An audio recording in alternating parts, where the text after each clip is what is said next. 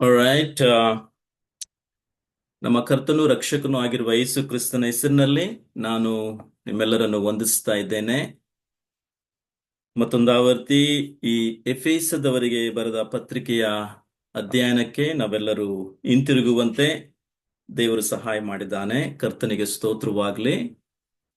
ಆ ಕ್ರಿಸ್ಮಸ್ನ ಅದ್ಭುತವಾದಂಥ ಅದ್ದೂರಿಯಾದಂಥ ಸಂಭ್ರಮ, ಇನ್ನು ಆ ಒಂದು ಸಂಭ್ರಮದಲ್ಲೇ ನಾವಿದ್ದೇವೆ ಎಂಬುದಾಗಿ ನಾನು ನೆನೆಸ್ತೇನೆ.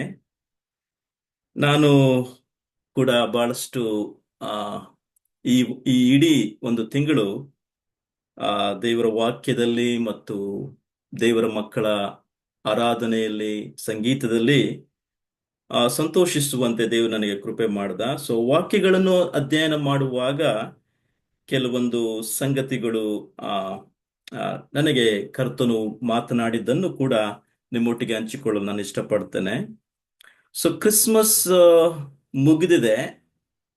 ಒಬ್ಬ ದೇವರ ಸೇವಕರು, ಬಹಳ ಅನುಭವಿ ಉಳ್ಳತಕ್ಕಂಥ ದೇವರ ಸೇವಕರು ಈ ರೀತಿಯಾಗಿ ಹೇಳ್ತಾರೆ. ಆ ಆ, ದೂತರ ವೃಂದವು ತಮ್ಮ ಸಂಗೀತವನ್ನು ನಿಲ್ಲಿಸಿದ ಮೇಲೆ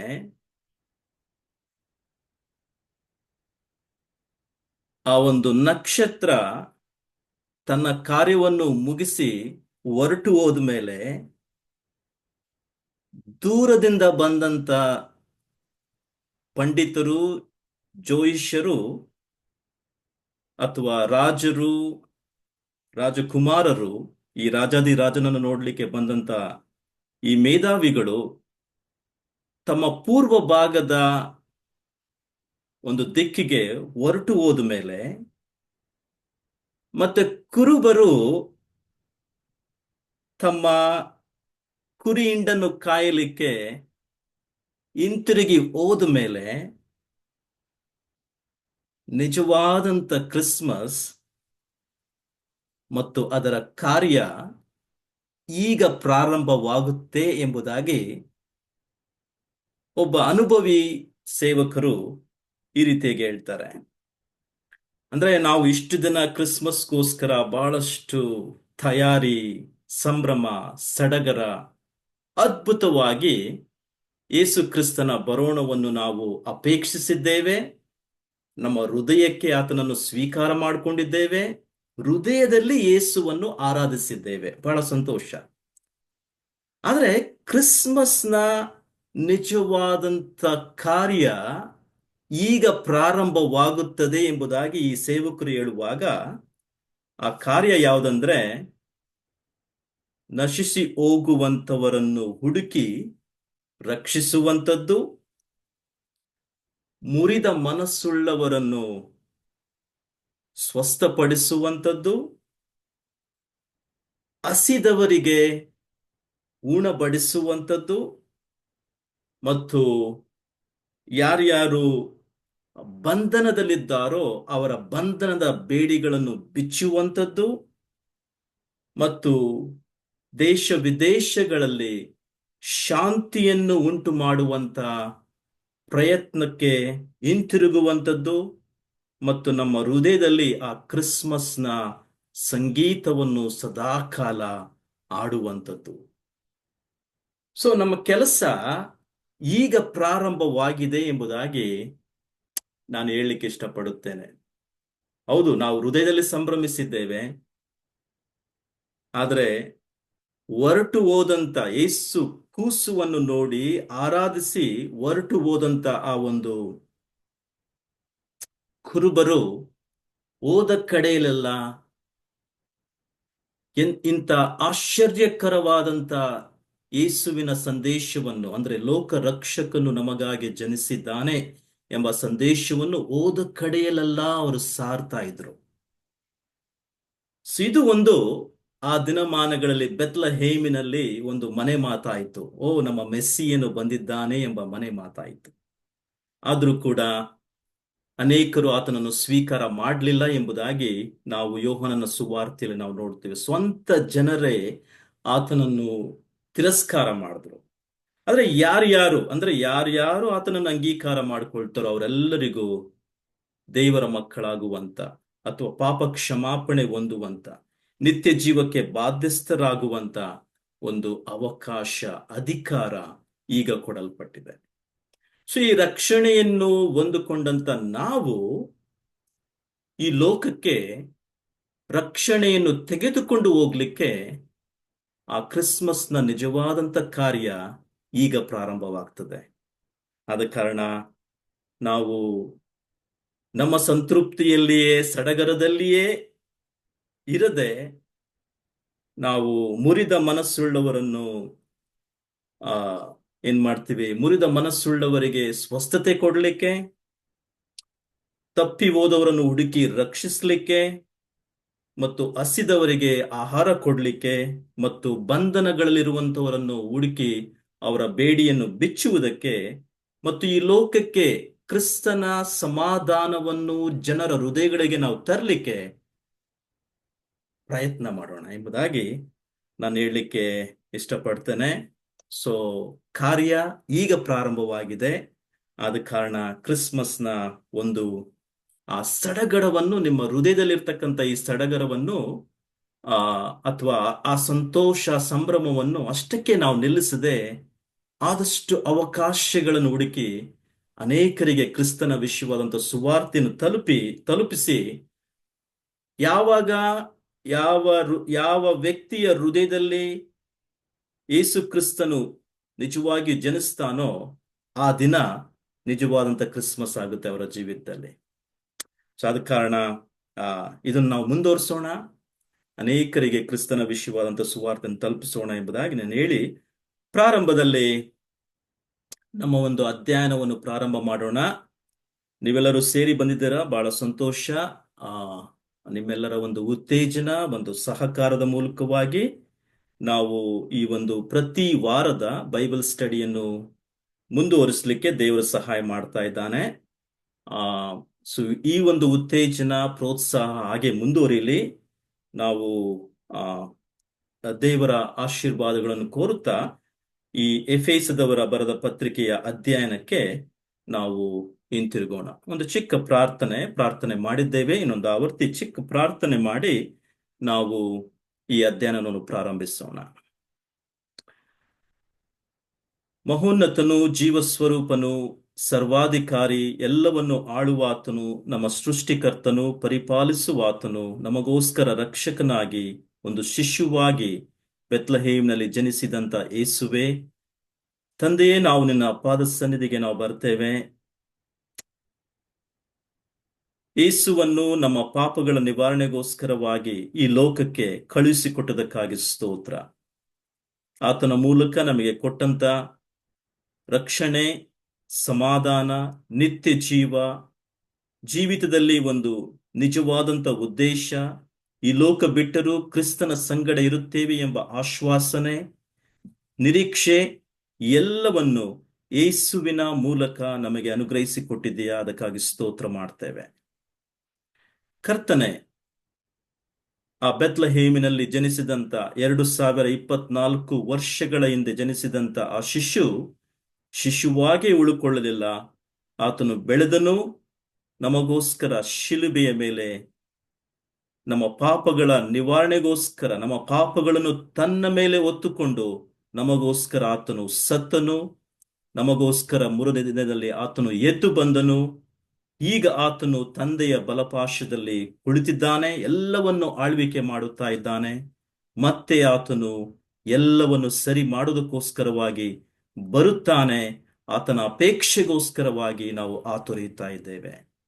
ಕರ್ತನೆ, ಈ ಒಂದು ಅಪೇಕ್ಷೆ, ಈ ಒಂದು ಸಂಭ್ರಮ ನಮ್ಮ ಹೃದಯದಲ್ಲಿ ಹಾಗೆ ಮುಂದುವರಿಯಲಿ. ಪವಿತ್ರಾತ್ಮನು ನಮ್ಮನ್ನು ಸಿದ್ಧಪಡಿಸಿ ಅನೇಕ ಆತ್ಮಗಳನ್ನು ನಾವು ಕರ್ತನೆಗೋಸ್ಕರ ಗೆದ್ದುಕೊಳ್ಳುವಂತೆ, ಸುವಾರ್ತೆಯಿಂದ ತಲುಪುವಂತೆ ನಮ್ಮನ್ನು ವಿಧವಾಗಿ ನಾವಿರುವಂತ ಸ್ಥಳಗಳಲ್ಲಿ, ಹಳ್ಳಿಗಳಲ್ಲಿ, ಪಟ್ಟಣಗಳಲ್ಲಿ, ನಾವಿರುವಂತ ಓಣಿಗಳಲ್ಲಿ, ನಮ್ಮ ಅಕ್ಕಪಕ್ಕ ಮನೆಯವರ ಜೊತೆಗೆ ಈಗ ಕರ್ತನ ಅನೇಕರಿಗೆ ಸುವಾರ್ತೆ ತಲುಪಿಸುವಂತ ಸಾಧನಗಳನ್ನಾಗಿ ನಮ್ಮನ್ನು ಉಪಯೋಗಿಸಿ ಎಂಬುದಾಗಿ ನಾವು ಪ್ರಾರ್ಥನೆ ಮಾಡ್ತಾ ಇದ್ದೇವೆ. ಕರ್ತನ ಈ ದಿನದ ಅಧ್ಯಯನಕ್ಕೋಸ್ಕರ ನಾವು ಪ್ರಾರ್ಥಿಸ್ತಾ ಇದ್ದೇವೆ. ಪವಿತ್ರಾತ್ಮನು ನಮ್ಮನ್ನು ನಡೆಸಲಿ, ನಮ್ಮ ಸಂಗಡ ಮಾತನಾಡಲಿ, ನಮಗೆ ವಾಕ್ಯದ ಅನೇಕ ಗೂಢಾರ್ಥಗಳನ್ನು ತಿಳಿಯಪಡಿಸಲಿ, ನಾವು ಕಲಿತು ಸರಿಯಾಗಿ ತಿಳುಕೊಂಡು ವಾಕ್ಯದಲ್ಲಿ ಬೇರೂರಿ ಅನೇಕರಿಗೆ ಆಶೀರ್ವಾದವಾಗಿ ಲೋಕದಲ್ಲಿ ನಾವು ನಿಂತುಕೊಳ್ಳುವಂತೆ ನಮ್ಮನ್ನು ದಿನದಿಂದ ದಿನ ನೀನು ಮಾರ್ಪಡಿಸಬೇಕಾಗಿ ಆ ಕರ್ತನೆ ಇನ್ನೂ ಬಹಳ ಸ್ಪಷ್ಟವಾಗಿ ವಾಕ್ಯವೆಂಬ ದರ್ಪಣದಲ್ಲಿ ನಾವು ನೋಡುವಂತೆ ಆ ಕರ್ತನೆ ಆ ಒಂದು ದರ್ಪಣದ ಮೂಲಕವಾಗಿ ನಮ್ಮ ಜೀವಿತಗಳನ್ನು ಕರ್ತನೆ ನಾವು ಪವಿತ್ರಾತ್ಮನ ಸಹಾಯದಿಂದ ಕರ್ತನೆ ಅದು ನಾವು ಸರಿಪಡಿಸಿಕೊಳ್ಳುವಂತೆ ಇನ್ನು ಹೆಚ್ಚಾಗಿ ವಾಕ್ಯದ ಬೋಧನೆಯಲ್ಲಿ ಬೆಳೆಯುವಂತೆ ನಮಗೆ ಸಹಾಯ ಮಾಡಿ ಎಂದು ನಾವು ಪ್ರಾರ್ಥಿಸ್ತಾ ಇದ್ದೇವೆ. ಸೇರಿ ಬಂದಂತ ಎಲ್ಲ ವಿಶ್ವಾಸಿಗಳನ್ನು, ಸೇವಕರನ್ನು, ದೊಡ್ಡವರನ್ನು, ಚಿಕ್ಕವರನ್ನು ಪ್ರತಿಯೊಬ್ಬರನ್ನ ಕರೆಗಳಲ್ಲಿ ಒಪ್ಪಿಸಿಕೊಡುತ್ತಾ ಇದ್ದೇವೆ. ನಮ್ಮ ಸಂಗಡ ಮಾತನಾಡು, ನಮಗೆ ಕಲಿಸು, ಬೋಧಿಸು, ನಿನ್ನ ವಾಕ್ಯದಲ್ಲಿ ನಮ್ಮನ್ನು ಬೆಳೆಸಿ ಎಂಬುದಾಗಿ ಯೇಸು ಕ್ರಿಸ್ತನ ಹೆಸರಿನಲ್ಲಿ ಬೇಡುತ್ತೇವೆ ನಮ್ಮ ತಂದೆಯೇ, ಆಮೇನ್, ಆಮೇನ್. ಸೊ ಎಫೆಸದವರಿಗೆ ಬರೆದ ಪತ್ರಿಕೆಯ ಮೊದಲನೆಯ ಭಾಗವನ್ನು ನಾವು ಅಧ್ಯಯನ ಮಾಡ್ತಾ ಇದ್ದೇವೆ. ಮೊದಲನೆಯ ಭಾಗದಲ್ಲಿ ನೀವು ನೋಡಿದ ಹಾಗೆ ಬಹಳ ಪ್ರಾಮುಖ್ಯವಾಗಿ ಮೊದಲನೆಯ ಭಾಗದಲ್ಲಿ ನಾವು ಗಮನಿಸುವಂಥದ್ದೇನೆಂದ್ರೆ ಹೇಗೆ ಕ್ರಿಸ್ತ ಯೇಸುವಿನಲ್ಲಿ ನಮಗಿರುವಂತ ಈ ಸರ್ವ ಆಶೀರ್ವಾದಗಳು ಏನು ಎಂಬುದನ್ನು ನಾವು ಕಂಡುಕೊಳ್ಳಲಿಕ್ಕೆ ಪ್ರಯತ್ನ ಮಾಡ್ತಾ ಇದ್ದೇವೆ.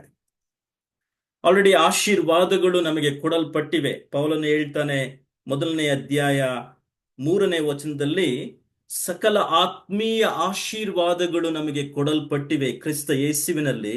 ಆ ಆತ್ಮೀಯ ಆಶೀರ್ವಾದಗಳು ಏನು ಎಂಬುದಾಗಿ ನಾವು ಪ್ರತಿಯೊಬ್ಬರು ನಮ್ಮ ಜೀವಿತದಲ್ಲಿ ಕಂಡುಕೊಳ್ಳಬೇಕಾಗಿದೆ, ಅಥವಾ ಒಂದು ಮನವರಿಕೆಗೆ ಬರಬೇಕಾಗಿದೆ. ಸ್ಪಷ್ಟವಾಗಿ ಒಂದು ಆಶ್ವಾಸನೆಗೆ ಅಥವಾ ನಮ್ಮ ಒಂದು ರಕ್ಷಣೆಯ ಆಶ್ವಾಸನೆಗೆ ನಾವು ಬರಬೇಕಾಗಿದೆ. ಅದನ್ನೇ ಪೌಲ ಈ ಎಫೆಸದವರಿಗೆ ಬರೆದ ಪತ್ರಿಕೆಯ ಮೊದಲನೆಯ ಭಾಗ ಅಂದ್ರೆ ವಚನ 1ರಿಂದ 14ರವರೆಗೆ ಮೊದಲನೇ ಭಾಗದಲ್ಲಿ ನಮಗೆ ಕಲಿಸ್ಕೊಡ್ತಾ ಇದ್ದಾನೆ.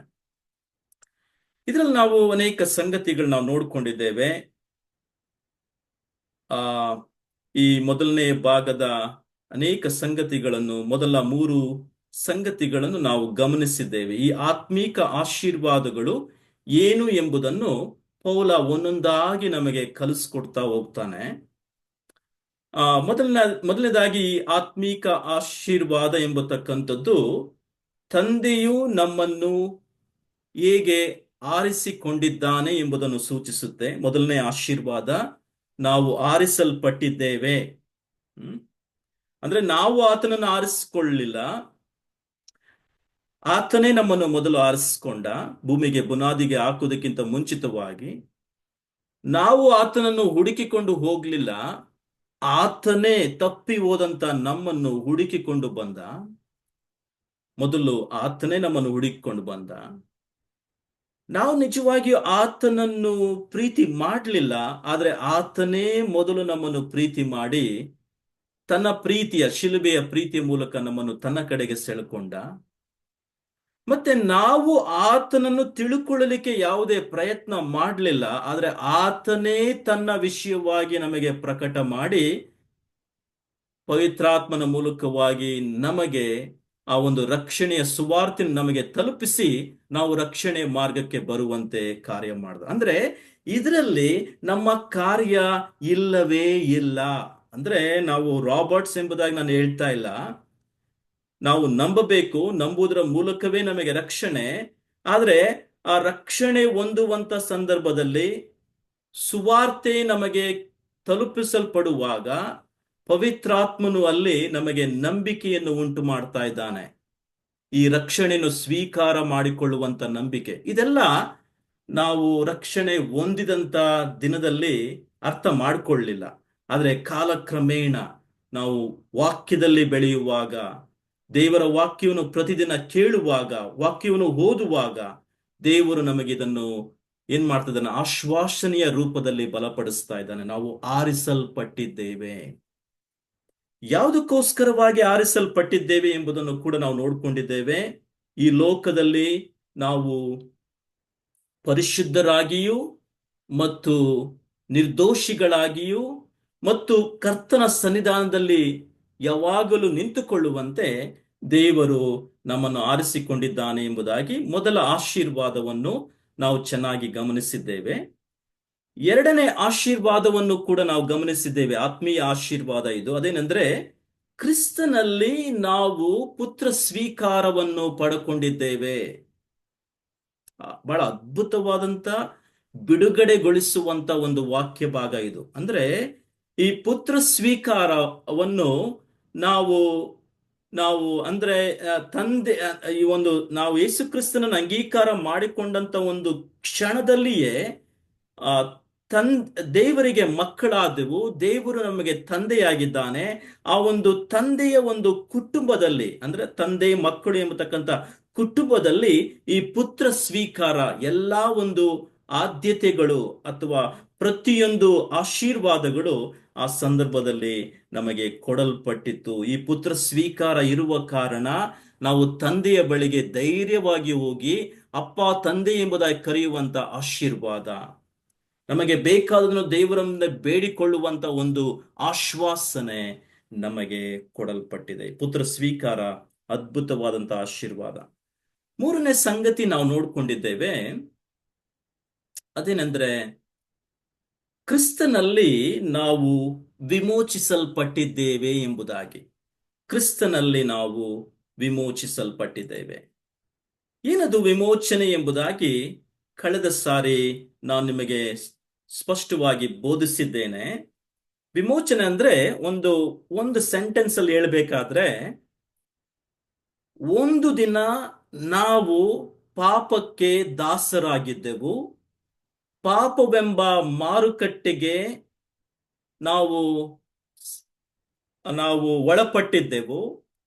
ಈ ಪಾಪ ಲೋಕದಲ್ಲಿ ಪಾಪಕ್ಕೆ ದಾಸರಾಗಿದ್ದೆವು, ಸೈತಾನನ ಹಿಂಬಾಲಕರಾಗಿದ್ದೆವು. ಸತ್ಯ ಏನೆಂಬುದಾಗಿ ನಮಗೆ ತಿಳಿದಿರಲಿಲ್ಲ. ಆದ ಕಾರಣ ಯೇಸು ಕ್ರಿಸ್ತನು ಹೇಳ್ತಾನೆ, ನೀವು ಸತ್ಯವನ್ನು ತಿಳುಕೊಳ್ಳುತ್ತೀರಾ, ಸತ್ಯವು ನಿಮ್ಮನ್ನು ಬಿಡುಗಡೆ ಮಾಡುತ್ತದೆ ಎಂಬುದಾಗಿ ಹೇಳುವ ಅರ್ಥ ಏನಂದ್ರೆ, ದೇವರ ವಾಕ್ಯವೆಂಬ ಸತ್ಯ ಸುವಾರ್ತೆ ನಮಗೆ ನಮ್ಮ ಬಳಿಗೆ ಬರುವಾಗ ಆ ಪಾಪದ ಮಾರುಕಟ್ಟೆಯ ದಾಸತ್ವದ ಸಂಪೂರ್ಣವಾಗಿ ನಾವು ಬಿಡುಗಡೆ ಆದೆವು. ಈ ಬಿಡುಗಡೆ ಕರ್ತನೆ ಮಾಡಿದ್ದಾನೆ. ಹೇಗೆ ಮಾಡ್ದ ಅಂದ್ರೆ, ತನ್ನ ಸ್ವರಕ್ತವನ್ನು ನಮಗೋಸ್ಕರ ಶಿಲುಬೆಯಲ್ಲಿ ಸುರಿಸುವುದರ ಮೂಲಕವಾಗಿ. ಬಹಳ ಅದ್ಭುತವಾದಂತ ಸಂಗತಿ ಇದು. ಅಂದ್ರೆ ಒಬ್ಬ ಪಾಪದ ಮಾರುಕಟ್ಟೆಯಲ್ಲಿರ್ತಕ್ಕಂಥ ಒಬ್ಬ ದಾಸನನ್ನು ಆರಿಸಿಕೊಳ್ಬೇಕಾದ್ರೆ ಅಲ್ಲಿ ಒಂದು ಕ್ರಯ ಕೊಡಲ್ಪಡಬೇಕಾಗಿತ್ತು. ಈ ಕ್ರಯ ಒಂದು ಬಹಳ ಬೆಲೆಯುಳ್ಳಂತ ಕ್ರಯ, ಅಮೂಲ್ಯವಾದಂತ ಕ್ರಯ. ಇದನ್ನು ಈ ಲೋಕದ ಯಾವ ಶ್ರೇಷ್ಠವಾದಂತ ವಸ್ತುಗಳಿಗೂ ನಾವು ಹೋಲಿಕೆ ಮಾಡಕ್ಕಾಗೋದಿಲ್ಲ. ಅಷ್ಟು ಅಮೂಲ್ಯವಾದಂತ ಶ್ರೇಷ್ಠವಾದಂತ ಕ್ರಯ. ಆ ಕ್ರಯ ಯಾವುದಂದ್ರೆ, ಕರ್ತನಾದಂತ ಯೇಸು ಕ್ರಿಸ್ತನ ಶಿಲುಬೆಯ ರಕ್ತ. ಸೊ ಅದನ್ನ ನಾನು ಇವತ್ತು ನಿಮಗೆ ಮಾತನಾಡ್ಲಿಕ್ಕೆ ಇಷ್ಟಪಡ್ತೇನೆ.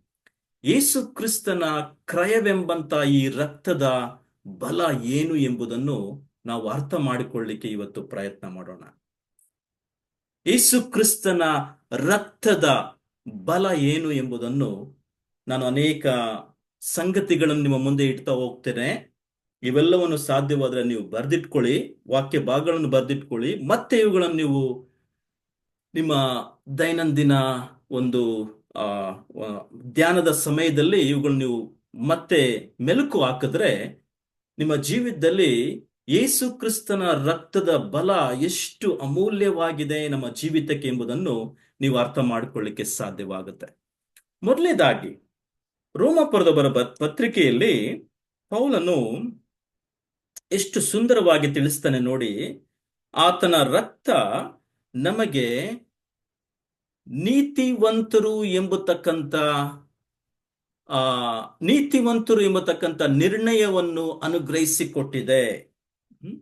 ನಿಜವಾಗ್ಲೂ ವಾಕ್ಯ ನೀವು ರೋಮಾಪುರದವರ ಪತ್ರಿಕೆಯನ್ನು ನೀವು ಅಧ್ಯಯನ ಮಾಡಿದ್ರೆ ಪೌಲ ಹೇಳ್ತಾನೆ 3ನೇ ಅಧ್ಯಾಯದಲ್ಲಿ, ನೀತಿವಂತನೂ ಇಲ್ಲ, ಒಬ್ಬನೂ ಇಲ್ಲ, ಎಲ್ಲರೂ ಪಾಪ ಮಾಡಿ ದೇವರ ಮಹಿಮೆಯನ್ನು ಹೊಂದದೆ ಹೋಗಿದ್ದಾರೆ, ಎಲ್ಲರೂ ದೇವರ ಮುಂದೆ ಪಾಪಿಗಳಾಗಿ ನಿಂತುಕೊಂಡಿದ್ದಾರೆ, ಯಾರು ಕೂಡ ತಾವು ನೀತಿವಂತರು ಎಂಬುದಾಗಿ ಹೇಳ್ಕೊಳ್ಳಿಕ್ಕೆ ಸಾಧ್ಯವಿಲ್ಲ ಎಂಬುದಾಗಿ 3ನೇ ಅಧ್ಯಾಯದಲ್ಲಿ ಹೇಳಿದ್ರೆ, 5ನೇ ಅಧ್ಯಾಯಕ್ಕೆ ಬರುವಾಗ ನಾವು ಹೇಗೆ ಕ್ರಿಸ್ತನ ಮುಂದೆ ನೀತಿವಂತರಾಗಿದ್ದೇವೆ ಎಂಬುದನ್ನು ಪೌಲ ಅಲ್ಲಿ ತೋರಿಸ್ಕೊಡ್ತಾನೆ. ನೋಡಿ, ಅಲ್ಲಿ 5ನೇ ಅಧ್ಯಾಯ, ರೋಮಪುರದವರ ಪತ್ರಿಕೆ, ಆ ಆ, ನೀವು 5ನೇ ಅಧ್ಯಾಯಕ್ಕೆ ಬರಬೇಕು. 5ನೇ ಅಧ್ಯಾಯ ವಚನ 9 ನೀವು ಗಮನಿಸಿ, ಅಲ್ಲಿ ಎಷ್ಟು ಬಹಳ ಅದ್ಭುತವಾಗಿ ಪೌಲ ಹೇಳ್ತಾನೆ. ಈಗ ನಾವು, ಅಂಡರ್ಲೈನ್ ಮಾಡ್ಕೊಳ್ಳಿ, ಈಗ ನಾವು ಆತನ ರಕ್ತದಿಂದ, ಎಲ್ಲೆಲ್ಲಿ ರಕ್ತ ಎಂಬುದಾಗಿ ನಾನು ತಿಳಿಸ್ತಾ ಹೋಗ್ತೇನೋ ನೀವು ಅದನ್ನ ಅಂಡರ್ಲೈನ್ ಮಾಡಿಕೊಂಡು ಮತ್ತೆ ಅದ್ರ ಬಗ್ಗೆ ನೀವು ಧ್ಯಾನ ಮಾಡಬೇಕು. ಅಂದ್ರೆ ಆತನ ರಕ್ತ ನಮ್ಮ ಜೀವಿತದಲ್ಲಿ ಎಷ್ಟು ಬಲಪ್ರದವಾಗಿದೆ ಎಂಬುದನ್ನು ನೀವು ಇವತ್ತು ಚೆನ್ನಾಗಿ ಅರ್ಥ ಮಾಡ್ಕೊಳ್ಬೇಕು. ಇಲ್ಲಿ ಪೌಲ ಹೇಳ್ತಾನೆ ಮೊದಲನೇದಾಗಿ, ಈಗ ನಾವು ಆತನ ರಕ್ತದಿಂದ ನೀತಿವಂತರಾಗಿರಲಾಗಿ ಆತನ ಮೂಲಕ ಬರುವ ಕೋಪಕ್ಕೆ ತಪ್ಪಿಸಿಕೊಳ್ಳುವುದು ನಿಶ್ಚಯವಾಗಿದೆ. ಎಂತ ಅದ್ಭುತವಾದಂತಹ ವಾಕ್ಯ ಭಾಗ ಇದೆ. ಇಲ್ಲಿ ಪೌಲ ಹೇಳ್ತಾನೆ, ಯೇಸು ಕ್ರಿಸ್ತನ ರಕ್ತದಿಂದ ನಾವು ನೀತಿವಂತರು ಎಂಬುದಾಗಿ ನಿರ್ಣಯಿಸಲ್ಪಟ್ಟಿದ್ದೇವೆ. ಅಂದ್ರೆ ಈ ನೀತಿವಂತರು ಎಂಬತಕ್ಕಂಥ ನಿರ್ಣಯವನ್ನು ನಾವು ಪಡ್ಕೊಳ್ಳಲಿಲ್ಲ. ನಮ್ಮ ಪುಣ್ಯ ಕ್ರಿಯೆಗಳಿಂದ, ಒಳ್ಳೆಯ ಕಾರ್ಯಗಳಿಂದ, ಧರ್ಮ ಕಾರ್ಯಗಳಿಂದ ನಾವು ಪಡ್ಕೊಳ್ಳಿಲ್ಲ. ಇದು ಯೇಸು ಕ್ರಿಸ್ತನು ತಾನೇ ನಮಗೋಸ್ಕರ ಶಿಲುಬೆಯಲ್ಲಿ ತನ್ನ ರಕ್ತವನ್ನು ಸುರಿಸುವ ಮೂಲಕವಾಗಿ ನಾವು ನಂಬಿದಂತ ದಿನದಲ್ಲಿ ನಮ್ಮನ್ನ ಆತನ ಏನ್ ಮಾಡ್ತಾ ಇದ್ದಾನೆ, ನೀತಿವಂತರು ಎಂಬ ಪಟ್ಟಿ ಅಥವಾ ನಿರ್ಣಯಿಸ್ತಾ ಇದ್ದಾನೆ. ಇನ್ನು ಮೇಲೆ ಇವರ ಮೇಲೆ ಇದ್ದಂತ ಎಲ್ಲಾ ಪಾಪದ ಅಪರಾಧಗಳು ತೊಳೆಯಲ್ಪಟ್ಟಿವೆ. ಪಾಪದ ಒಂದು ಪಟ್ಟಿ ಏನಿದೆ ಅಲ್ಲ, ಹಳೆ ಜೀವಿತದಲ್ಲಿ ನಮ್ಗೊಂದು ದೊಡ್ಡ ಪಾಪದ ಪಟ್ಟಿ ಇತ್ತು. ಆ ಪಟ್ಟಿಯನ್ನು ದೇವರು ಸಂಪೂರ್ಣವಾಗಿ ತನ್ನ ರಕ್ತದ ಮೂಲಕವಾಗಿ ತೆಗೆದು ಹಾಕಿದ್ದಾನೆ. ಎಂತ ಅದ್ಭುತವಾದಂತ ಸಂಗತಿ ಇದು. ಅಷ್ಟೇ ಅಲ್ಲ, ಇಡೀ ಲೋಕ ದೇವರ ಕೋಪಕ್ಕೋಸ್ಕರವಾಗಿ ಇಡಲ್ಪಟ್ಟಿದೆ. ಅಂದ್ರೆ ಯಾರ್ಯಾರು ನಂಬಲಿಲ್ಲವೋ ಅವರೆಲ್ಲರೂ ದೇವರ ರೌದ್ರವಾದಂತ ಕೋಪವನ್ನು ಅನುಭವಿಸ್ಲಿಕ್ಕಿದ್ದಾರೆ ಬರುವಂತ ದಿನಮಾನಗಳಲ್ಲಿ. ಆ ರೌದ್ರವಾದಂತ ದೇವರ ಕೋಪದಿಂದ ನಾವು ಇವತ್ತು ತಪ್ಪಿಸಿಕೊಂಡಿದ್ದೇವಲ್ಲ, ಯೇಸು ಕ್ರಿಸ್ತನ ರಕ್ತ ಅಷ್ಟು ಅದ್ಭುತವಾಗಿ ನಮಗೆ ಕಾರ್ಯ ಮಾಡಿದೆ ಎಂಬುದನ್ನು ಕೂಡ ಪೌಲ ಇಲ್ಲಿ ತಿಳಿಸ್ತಾ ಇದ್ದಾನೆ. ಇದು ನಿಶ್ಚಯವಾದಂತ ಸಂಗತಿ. ಎರಡನೇದಾಗಿ ಇದೇ ಎಫೆಸ 1:7 ನಾವು ನೋಡ್ಕೊಂಡ್ವಿ, ಆತನ ರಕ್ತದ ಮೂಲಕ ನಮಗೆ ವಿಮೋಚನೆಯಾಗಿದೆ. ಅಂದ್ರೆ ಪಾಪದ ದಾಸತ್ವದಿಂದ ಬಿಡಿಸಲ್ಪಟ್ಟು ನಾವು ದೇವರ ಮಕ್ಕಳಾಗಿದ್ದೇವೆ, ಬಿಡಿಸಲ್ಪಟ್ಟಿದ್ದೇವೆ, ಅಥವಾ ಸಂಪೂರ್ಣವಾದಂತ ಬಿಡುಗಡೆ ನಮಗೆ ಅಲ್ಲಿ ವಿಮೋಚನೆ ಉಂಟಾಗಿದೆ ಎಂಬುದನ್ನು ಪೌಲ ಅಲ್ಲಿ ಎಫೆಸದಲ್ಲಿ ಸ್ಪಷ್ಟಪಡಿಸ್ತಾನೆ. 3ನೇ ಅಂಶಕ್ಕೆ ಬನ್ನಿ. ಇದೇ ಎಫೆಸಕ್ಕೆ ನಾವು ಹೋಗೋಣ. ಎಫೆಸ ನೀವು 2ನೇ ಅಧ್ಯಾಯಕ್ಕೆ ಬಂದ್ರೆ 2ನೇ ಅಧ್ಯಾಯ 13ನೇ ವಚನ ಚೆನ್ನಾಗಿ ಗಮನಿಸಿ. ಅಲ್ಲಿ ಯೇಸು ಕ್ರಿಸ್ತನ ರಕ್ತ ನಮ್ಮ ಜೀವಿತದಲ್ಲಿ ಏನೆಲ್ಲ ಮಾಡಿದೆ ಎಂಬುದನ್ನು ನೀವು ಮನವರಿಕೆ ಮಾಡ್ಕೊಳ್ಬೇಕು, ನಿಶ್ಚಯ ಮಾಡ್ಕೊಳ್ಬೇಕು. ಅದಕ್ಕೋಸ್ಕರವಾಗಿ ಎಲ್ಲಾ ವಾಕ್ಯ ಭಾಗಗಳನ್ನು ನಾನು ನಿಮಗೆ ತೋರಿಸ್ಕೊಡ್ತಾ ಇದ್ದೇನೆ. 13ನೇ ವಚನ ಪೌಲ ಹೇಳ್ತಾನೆ, 2:13, ಈಗಲಾದರೋ ಮೊದಲು ದೂರವಾಗಿದ್ದ ನೀವು ಕ್ರಿಸ್ತ ಯೇಸುವನ್ನು ಸೇರಿದವರಾಗಿದ್ದು, ಈಗ ಅಂಡರ್ಲೈನ್ ಮಾಡ್ಕೊಳ್ಳಿ, ಆತನ ರಕ್ತದ ಮೂಲಕವಾಗಿ ಸಮೀಪಸ್ಥರಾಗಿದ್ದೀರಾ. ಎಂತ ಅದ್ಭುತವಾದಂತ ಸಂಗತಿ. ಅಂದ್ರೆ ಒಂದು ದಿನ ದೇವರಿಂದ ನಾವು ದೂರವಾಗಿದ್ದೆವು,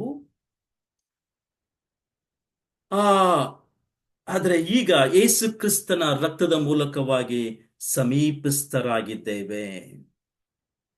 ಆತನ ರಕ್ತ ನಮ್ಮನ್ನು ದೇವರ ಸಮಕ್ಷಮಕ್ಕೆ, ದೇವರ ಪ್ರಸನ್ನತೆಗೆ, ದೇವರ ಸಮೀಪಕ್ಕೆ ನಮ್ಮನ್ನು ತೆಗೆದುಕೊಂಡು ಬಂದಿದೆ. ನಿಜ ಇದು. ನಿಜವಾಗಿ ನೀವು ಶಿಲುಬೆಯನ್ನು ಗಮನಿಸಿದ್ರೆ, ಒಂದು ಕಡೆ ಪರಿಶುದ್ಧನಾದಂತ ದೇವರು ಪರಲೋಕದಲ್ಲಿ, ಇನ್ನೊಂದು ಕಡೆ ಮಧ್ಯಭಾಗದಲ್ಲಿ ಯೇಸು ಕ್ರಿಸ್ತನು ಪರಿಶುದ್ಧನಾದಂತ ದೇವರಿಗೂ ಮತ್ತು ಪಾಪಿಯಾದಂತ ಮನುಷ್ಯನ ಕೆಳಗಡೆಗೂ ಮಧ್ಯದಲ್ಲಿ ಆತನು ತೂಗು ಹಾಕಲ್ಪಟ್ಟಿದ್ದಾಗ ಅದರ ಅರ್ಥ ಏನಂದ್ರೆ, ಪಾಪಿಯಾದಂತ ಮನುಷ್ಯನನ್ನು ತನ್ನ ಸ್ವರಕ್ತದಿಂದ ಕ್ರಯ ಕೊಡುವುದರ ಮೂಲಕವಾಗಿ ಯೇಸು ಕ್ರಿಸ್ತನು ಏನ್ ಮಾಡ್ತಿದ್ದಾನೆ?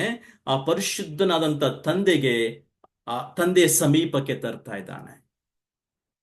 ಚೆನ್ನಾಗಿ ಅರ್ಥ ಮಾಡ್ಕೊಳ್ಳೋಣ. ನಾವು ದೇವರಿಗೆ ಸಮೀಪಸ್ಥರಾಗಿದ್ದೇವೆ. ಇವತ್ತು ಯಾವುದೇ ಸಂಪ್ರದಾಯಗಳ ಮೂಲಕ ನಾವು ಹೋಗ್ಬೇಕಾಗಿಲ್ಲ, ಯಾವುದೇ ವ್ಯಕ್ತಿಗಳ ಮೂಲಕ ನಾವು ಹೋಗ್ಬೇಕಾಗಿಲ್ಲ. ದೇವರ ಬಳಿಗೆ ಧೈರ್ಯವಾಗಿ ಯಾವ ಸಂದರ್ಭದಲ್ಲಿ ಬೇಕಾದರೂ ದೇವರ ಸಮೀಪಕ್ಕೆ, ಆತನ ಪ್ರಸನ್ನತೆಗೆ ಹೋಗಿ ಪ್ರಾರ್ಥಿಸುವಂತ, ಅಥವಾ ನಮ್ಮ ಅನ್ಯೂನ್ಯತೆಯನ್ನು, ನಮ್ಮ ಹೃದಯದ ಬಯಕೆಗಳನ್ನು ಆತನ ಮುಂದೆ ಹೇಳಿಕೊಳ್ಳುವಂತ ಒಂದು ಅವಕಾಶ ನಮಗೆ ಕೊಡಲ್ಪಟ್ಟಿದೆ. ಸೊ ಆತನ ರಕ್ತ ನಮ್ಮನ್ನು ದೇವರ ಪ್ರಸನ್ನತೆಯ ಸಮೀಪಕ್ಕೆ ತೆಗೆದುಕೊಂಡು ಬಂದಿದೆ ಎಂಬುದನ್ನು ನಾವು ಮನವರಿಕೆ ಮಾಡಿಕೊಳ್ಳೋಣ. ನಾಲ್ಕನೇದಾಗಿ ನೋಡಿ, ಇದೇ ಕೊಲೊಸ್ಸೆದವರಿಗೆ ಬರೆದ ಪತ್ರಿಕೆಗೆ ಬನ್ನಿ. ಕೊಲೊಸ್ಸೆಯಲ್ಲಿ ಪೌಲನು ಇನ್ನೊಂದು ಸಂಗತಿಯನ್ನು ನಮಗೆ ಗೋಚರಪಡಿಸ್ತಾ ಇದ್ದಾನೆ. 1ನೇ ಅಧ್ಯಾಯ 20ನೇ ವಚನ ನಾನು ಓದ್ತೇನೆ, ಚೆನ್ನಾಗಿ ಗಮನಿಸಿ. ಇಲ್ಲಿ ಆತನು ಶಿಲುಬೆಯ ಮೇಲೆ ಸುರಿಸಿದ, ಅಂಡರ್ಲೈನ್ ಮಾಡ್ಕೊಳ್ಳಿ, ಎಲ್ಲೆಲ್ಲಿ ರಕ್ತ ಎಂಬುದಾಗಿ ಬರ್ತದೋ ನೀವು ಚೆನ್ನಾಗಿ ಅದನ್ನು ಅರ್ಥ ಮಾಡ್ಕೊಳ್ಬೇಕು. ಪೌಲ ಹೇಳ್ತದಾನೆ, ಶಿಲುಬೆಯ ಮೇಲೆ, ಆತನು ಶಿಲುಬೆಯ ಮೇಲೆ ಸುರಿಸಿದ ರಕ್ತದಿಂದ ಏನ್ ಮಾಡಿದ್ದಾನೆ? ತಾನು ಸಮಾಧಾನವನ್ನು ಉಂಟು ಮಾಡಿ ಭೂಪರಲೋಕಗಳಲ್ಲಿರುವ ಸಮಸ್ತವನ್ನು ಆತನ ಮೂಲಕ ತನಗೆ ಸಂಧಾನಪಡಿಸಿಕೊಳ್ಳಬೇಕೆಂದು ನಿಷ್ಕರ್ಷೆ ಮಾಡಿದ್ದಾನೆ. ಇಲ್ಲೇನಾಗ್ತಾ ಇದೆ ಅಂದ್ರೆ, ಯೇಸು ಕ್ರಿಸ್ತನು ತನ್ನ ಸ್ವರಕ್ತದ ಮೂಲಕವಾಗಿ, ಶಿಲುಬೆ ಮೇಲೆ ಸುರಿಸಿದಂತ ತನ್ನ ಸ್ವರಕ್ತದ ಮೂಲಕವಾಗಿ ಏನ್ ಮಾಡ್ತಿದ್ದಾನಂದ್ರೆ ಸಂಧಾನವನ್ನು ಉಂಟು ಮಾಡ್ತಾ ಇದ್ದಾನೆ. ಪಾಪಿಯಾದಂತ ಮನುಷ್ಯನು ಇನ್ನು ಮೇಲೆ ಈ ಪರಿಶುದ್ಧನಂತ ದೇವರ ಮುಂದೆ ಬರ್ಲಿಕ್ಕೆ ಒಂದು ಅವಕಾಶ. ಅಂದ್ರೆ ಆ ಸಂಧಾನ ಯಾಕೆ ಬೇಕು ಅಂದ್ರೆ, ಇದಕ್ಕೂ ಮುಂಚೆ ಏನಿತ್ತು? ಅಲ್ಲಿ ವೈರತ್ವ ಇತ್ತು. ದೇವರಿಗೂ ಮನುಷ್ಯನಿಗೂ ಮಧ್ಯದಲ್ಲಿ ಒಂದು ವೈರತ್ವ. ಆ ವೈರತ್ವದ ಮೂಲಕವಾಗಿ ನಾವು ದೇವರ ಜೊತೆಗೆ ಸಂಬಂಧವನ್ನು, ಸಂಪರ್ಕವನ್ನು ಕಳ್ಕೊಂಡಿದ್ದೆವು.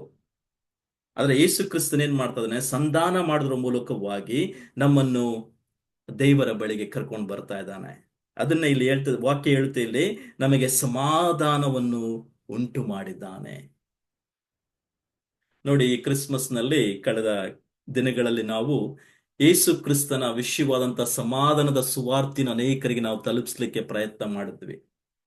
ಪರಲೋಕದಿಂದ ದೇವದೂತರು ಕೂಡ ಬಂದು ಅವರು ಸಂತೋಷವಾಗಿ ವಿಜೃಂಭಿಸಿ ಹೇಳ್ತಾ ಇದ್ದಾರೆ, ಇಗೋ ಮೇಲಿನ ಲೋಕಗಳಲ್ಲಿ ದೇವರಿಗೆ ಮಹಿಮೆ ಉಂಟಾಗುತ್ತೆ. ಯಾಕಂದ್ರೆ ಯೇಸು ಕ್ರಿಸ್ತನು ನರನಾಗಿ ಶರೀರಧಾರಿಯಾಗಿ ಲೋಕಕ್ಕೆ ಬಂದಿದ್ದಾನೆ. ಕಾರಣ ಏನಂದ್ರೆ ಮನುಷ್ಯರೊಳಗೆ ಸಮಾಧಾನ. ಏಷಾಯನ ಪತ್ರಿಕೆ ನೀವು ಓದಿದ್ರೆ ಚೆನ್ನಾಗಿ ಏಷಾಯನ ಗ್ರಂಥವನ್ನು ನೀವು ಓದಿದ್ರೆ ಚೆನ್ನಾಗಿ ಅರ್ಥ ಆಗುತ್ತೆ. ಅಲ್ಲಿ ಏಷಾಯನ ಹೇಳ್ತಾನೆ, ಮುಂದೆ ನಡೆಯುವಂತ ಭವಿಷ್ಯದ ಸಂಗತಿ ಹೇಳ್ತಾನೆ. ಅಂದ್ರೆ ಒಂದಿನ ಬರ್ತದೆ, ಎಲ್ಲಾ ತರವಾದಂತ ಒಂದು ಯುದ್ಧಗಳು, ಕಾದಾಟಗಳು ನಿಂತು ಹೋಗ್ತವೆ. ಈ ಲೋಕದಲ್ಲಿ ಸಮಾಧಾನವನ್ನು ಉಂಟು ಮಾಡುವಂತ ಸಮಾಧಾನದ ರಾಜನು ಈ ಲೋಕಕ್ಕೆ ಬರ್ತಾನೆ ಎಂಬುದಾಗಿ ಏಷಾಯನು ಮೊದಲೇ ಹೇಳಿದ್ದ. ಸೊ ನಮಗೆ ಸಮಾಧಾನವನ್ನು ಯೇಸು ಕ್ರಿಸ್ತನು 2024 ವರ್ಷಗಳ ಹಿಂದೆ ಶಿಲುಬೆ ಮೇಲೆ ತನ್ನ ಸ್ವರಕ್ತವನ್ನು ಸುರಿಸುವುದರ ಮೂಲಕವಾಗಿ ಉಂಟು ಮಾಡಿದ್ದಾನೆ.